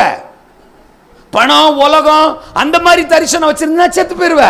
எழுப்புதல், தேவன் தந்த தரிசனம், வாக்குத்தத்தம் அது உனக்குள்ள இருந்துச்சுன்னா, சிங்க கெபிக்குள்ளே நீ போனாலும் சிங்க வாயை லாக்குடு, சிங்க வாயை கட்டி போட்டுருவார் ஆண்டவர். இப்படிதான் சிங்கம் சொல்லுமே ஒளிய, அது வாயை திறந்தாலும் வாய் என்ன செய்யாது சொல்லு. அல்லேலூயா சொல்லுங்க. அப்போ ஆமேனா, கட்டி போட்டுருவாரு. அக்கினி அது அதோடைய வேலையை அவிக்கிறதும் எரிக்கிறதும் தான். அல்லேலூயா சொல்லுங்க. அப்போ அதுகிட்ட ஒன்று வந்தா அப்படியே பஸ்பமாக்கிறோம். ஆனா அன்னைக்கு அக்கினி முக்கி முக்கி பார்த்துருக்கோம், இவங்களை ஒண்ணுமே பண்ண முடியல. அல்லேலூயா சொல்லுங்க. அப்போ என்னுடைய பவரையே ஆஃப் பண்ணிட்டாங்களே இந்த 3 பேரும் அப்படின்னு. ஆமேனா. அதனாலதான் நான் சொன்னேன், குழியில போட அனுமதிச்சாரு, சாக அனுமதிக்கல. சில விஷயங்களுக்கு நம்மளை போடுவாரு, சில விஷயங்கள் வழியா நம்மளை கடத்துவாரு, நடக்க பண்ணுவாரு. ஆனா நம்ம சாக மாட்டோம். அட நீங்க வேற, நம்ம தலையில் இருக்கிற ஒரு முடி கூட கவுண்டிங்ல இருக்கான். அல்லேலூயாவா. தலை முடி ஆண்டவர் எண்ணி வச்சிருக்கிறாராம். ஒரு பயலும் அதம் ஒன்னும் பண்ண, அதிகாரம் நம்மளை ஒன்னும் பண்ண, உலகம் நம்மளை ஒன்னும் பண்ண. தரிசனத்தின் சபை இது, தரிசனத்தின் கூட்டம் இது. கடினமான சூழ்நிலையானாலும் தரிசனம் தரிசனம் நிறைவேறும். என் பிள்ளை ரோமாபுரி கூட்டு போறேன். யூரோக்ளிதன் தோத்துறான், நீ தான் ஆஃபாவே ஒழிய, அவன் தான் சூழ்நிலையை மாற்றுவானே ஒழிய. சூழ்நிலை அவனை கூட பயணிச்ச அத்தனை பேரும் திருன்னு முழிச்சுட்டு இருக்கிறான் கப்பல்ல. ஆனா நம்மால் ஒரு ஆள் மட்டும் அப்படியே குறுக்க முறுக்க நடக்கான், பிரைஸ் பண்றான், அந்நிய வாச பேசுறான், சிரிச்சுக்கினே இருக்கான். யாரா இவன்? தரிசனம் உள்ள உண்டோய். அல்லேலூயா சொல்லுங்க. அப்போ தரிசனத்தை சுமக்கிறவனும் தரிசனம் இல்லாதவனும் ஈஸியா கண்டுபிடிச்சிடலாம். சொல்லுங்க, அவங்க உட்கார்ந்து இருக்கிற சைஸை வச்சே கண்டுபிடிச்சிடலாம். அல்லேலூயா சொல்லுங்க. அப்போ மூணாவது என்ன சொன்னார் ஆண்டவர்? கவனங்கள் திருப்பப்பட்டாலும் தரிசனம் என்ன செய்யும்? தரிசனம் உள்ளவன அவன் கவனத்தை எந்த கோணத்திலாகிலும் திருப்பிடணும்னு பிசாசு முயற்சி பண்ணுவான். பைபிள் சொல்லுது இல்லையா, 1 பேதுரு 5:8, உங்கள் எதிராளியாகிய பிசாசானவன் எவனை வகை தேடி எப்படி கெர்ச்சிக்கிற சிங்கம் போல. நீ தரிசனத்தையா சுமக்கிற? சொப்பனமா உனக்கு கத்த நிறைவேற்ற போறாரா? தோத்துறான். அந்த தரிசனம் உன் வாழ்க்கையில் நிறைவேறக்கூடாதபடி உன் கவனத்தை நான் திருப்புறேன் பாரு. யோசேப்பு லைஃப்ல அவன் கவனத்தை திருப்பும்படி சாத்தான் பயன்படுத்தின 5 ஆயுதங்கள். தோத்துறோம். நான் அதை பற்றிலாம் டீப்பாலாம் பிரசங்கம் பண்ண மாட்டேன், பாயிண்டை மட்டும் சொல்லிட்டு முடிச்சிடுறேன். அல்லே சொல்லுங்க. அப்போ சொல்லுங்க. பாசம். சத்தமாக சொன்னீங்கன்னா சீக்கிரம் முடிச்சிருவேன். நீங்கள் பொறுமையாக சொன்னீங்கன்னா உங்களை சொல்ல வச்சு அப்புறம் டைம் போயிடும். பாசம், பாடுகள், பாவம், பதவி, பகைமை உணர்வு. 5 சொன்னா இது நம்ம எல்லார் லைஃப்லையும் பொருந்தும். தரிசனத்துக்கு நேராக ஓடுற ஆளை அவன் கவனத்தை திருப்புறதுக்கு பாசங்கிற ஆயுதத்தை யூஸ் பண்ணுவான். நல்லா கவனிக்கணும். எல்லாரு மேலேயும் இல்லாத அளவுக்கு பாசத்தை அவங்க அப்பா யார் மேல வச்சிருந்தாரு? யோசேப்பு மேல. யாக்கோபுக்கு யோசேப்பு மேல பாசம், யோசேப்புக்கு யாக்கோபு மேல பாசம். நல்லா கவனிக்கணும். இந்த பாசம் ரொம்ப தலை தூக்கி இருந்துச்சுன்னா நிச்சயமா யாக்கோபு என்ன பண்ணிருக்க வாய்ப்பு இல்லை. யோசேப்பு அனுப்பாம வேற யாராவது அனுப்பிச்சிருப்பான். என் பாசமுள்ள பிள்ளைய நான் என்னத்துக்குடா அனுப்பணும்? தூரமா இருக்கிற அண்ணன்மாரை விசாரிக்கிறதுக்கு நான் கேட்க வீட்டில் வேற யாரையும் அனுப்பக்கூடாதா? இவன் செல்ல பிள்ளை, செல்ல பிள்ளை. அடர்ந்த காட்டுகளுக்குள்ள போகணும், தொலை தூரமா போகணும், துஷ்ட மிருகங்கள் இருக்கிற இடத்துக்கு போகணும்.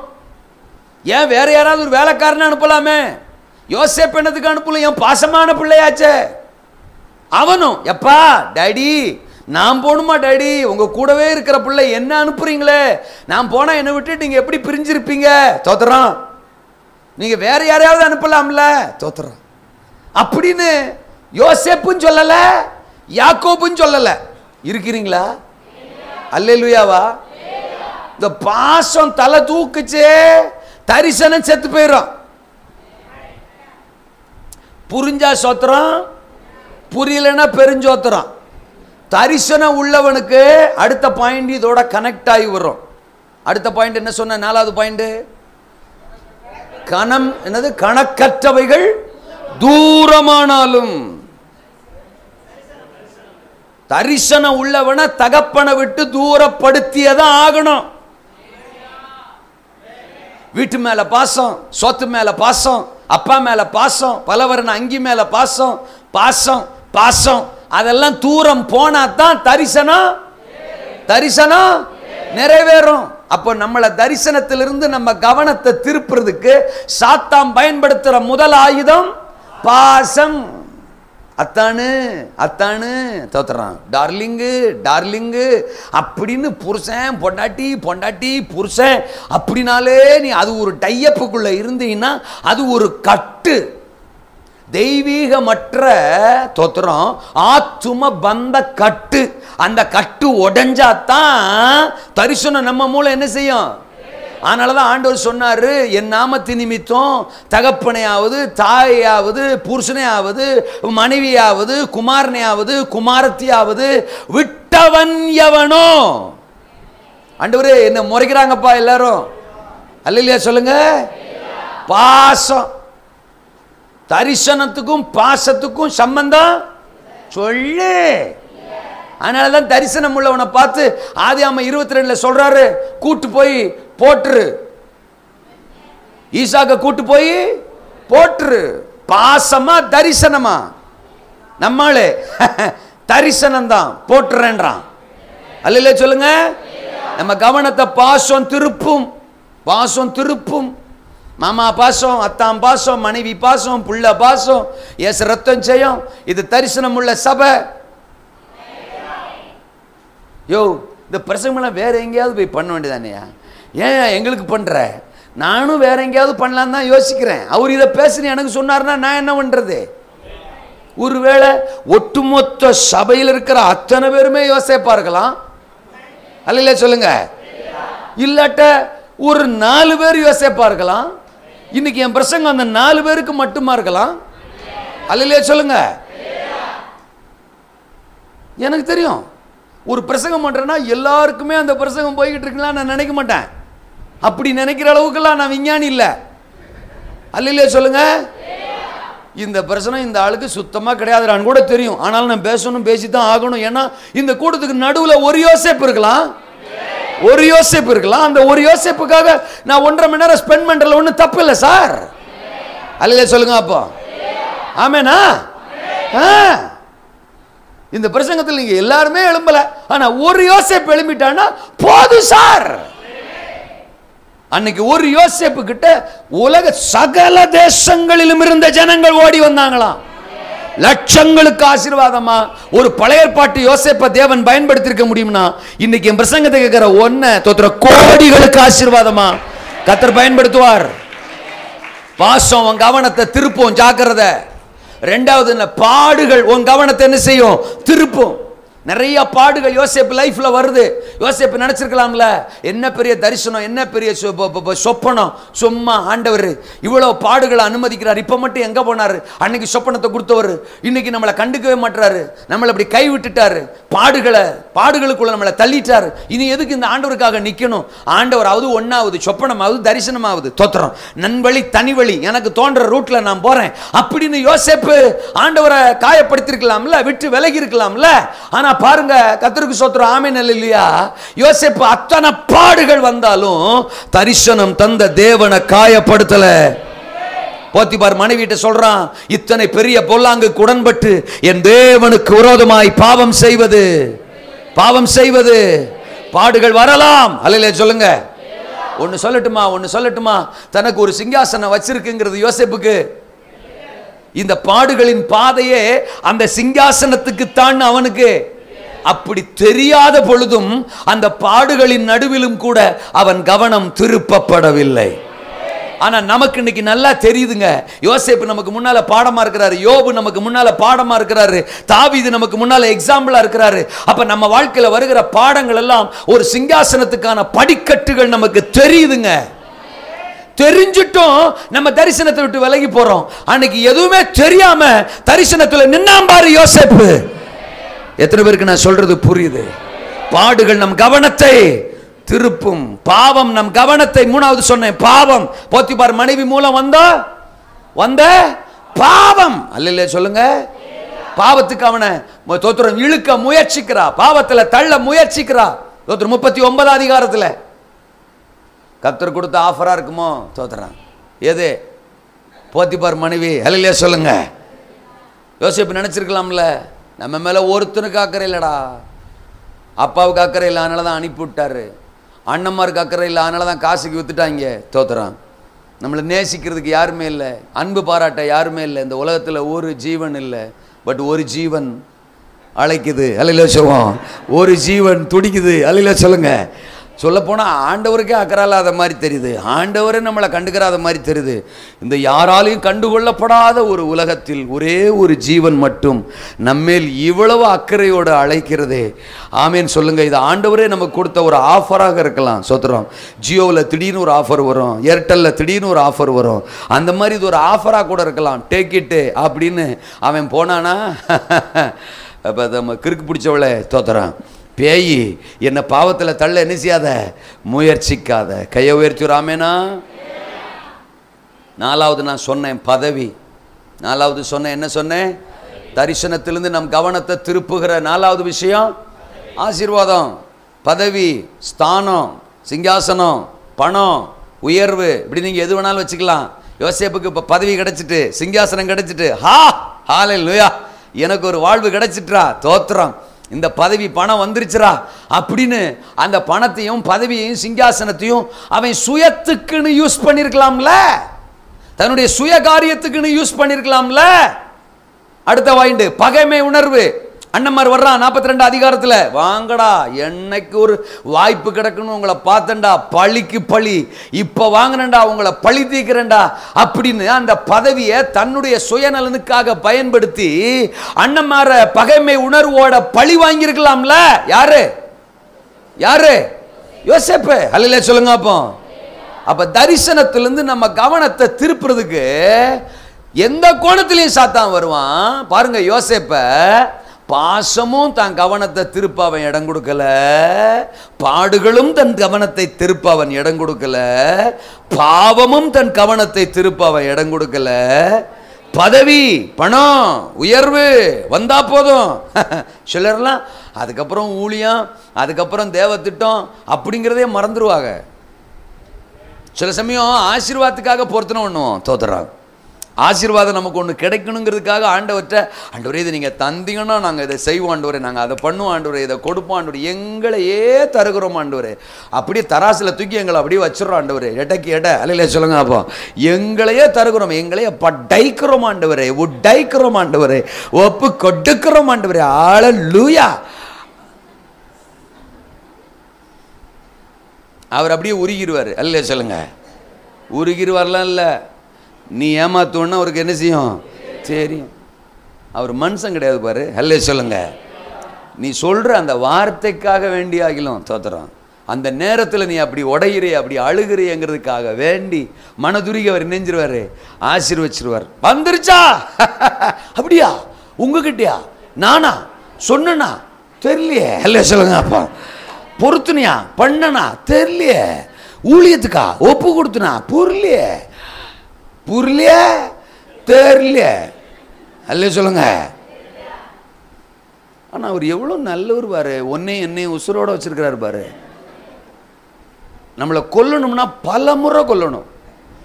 ஒரு முறையெல்லாம் கொன்னா சரி வராது. எத்தனை முறை கொல்லணும்? பல முறை கொல்லணும். ஆனால் நம்மளை உசுரோட வச்சிருக்காரு. ஆனால் யோசேப்பை பாருங்க, பதவி வந்ததுனால அவன் பழித்து இருக்கணும், பகைமை உணர்வை காட்டணும், சுயத்துக்கு அந்த பதவியை பயன்படுத்திக்கணும்னு அவன் நினைக்கல. அல்ல சொல்லுங்க. அப்போ தரிசனத்துக்கு தன்னை அர்ப்பணிச்சான். ஆண்டவர் என்ன சொல்றாரு? கவனங்கள் திருப்பப்பட்டாலும், உன் கவனத்தை சாத்தான் திருப்ப நியச்ச என்னது, அவன் பிளான் பண்ணாலும், சிலர் கவனத்தை ஏற்கனவே திருப்பி இருக்கிறானா?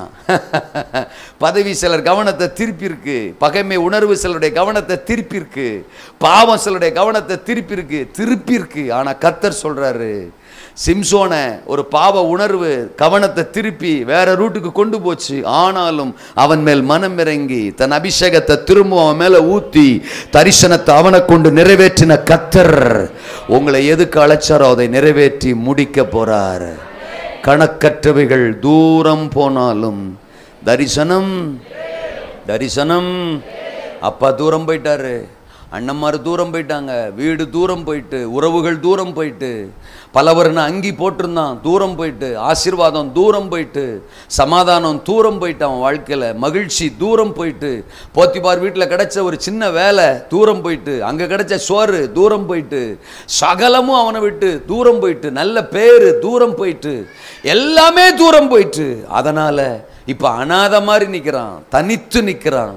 தேவன் விடலை, அவர் அவனுக்கு தந்த தரிசனத்தை நிறைவேற்றி முடித்தார்.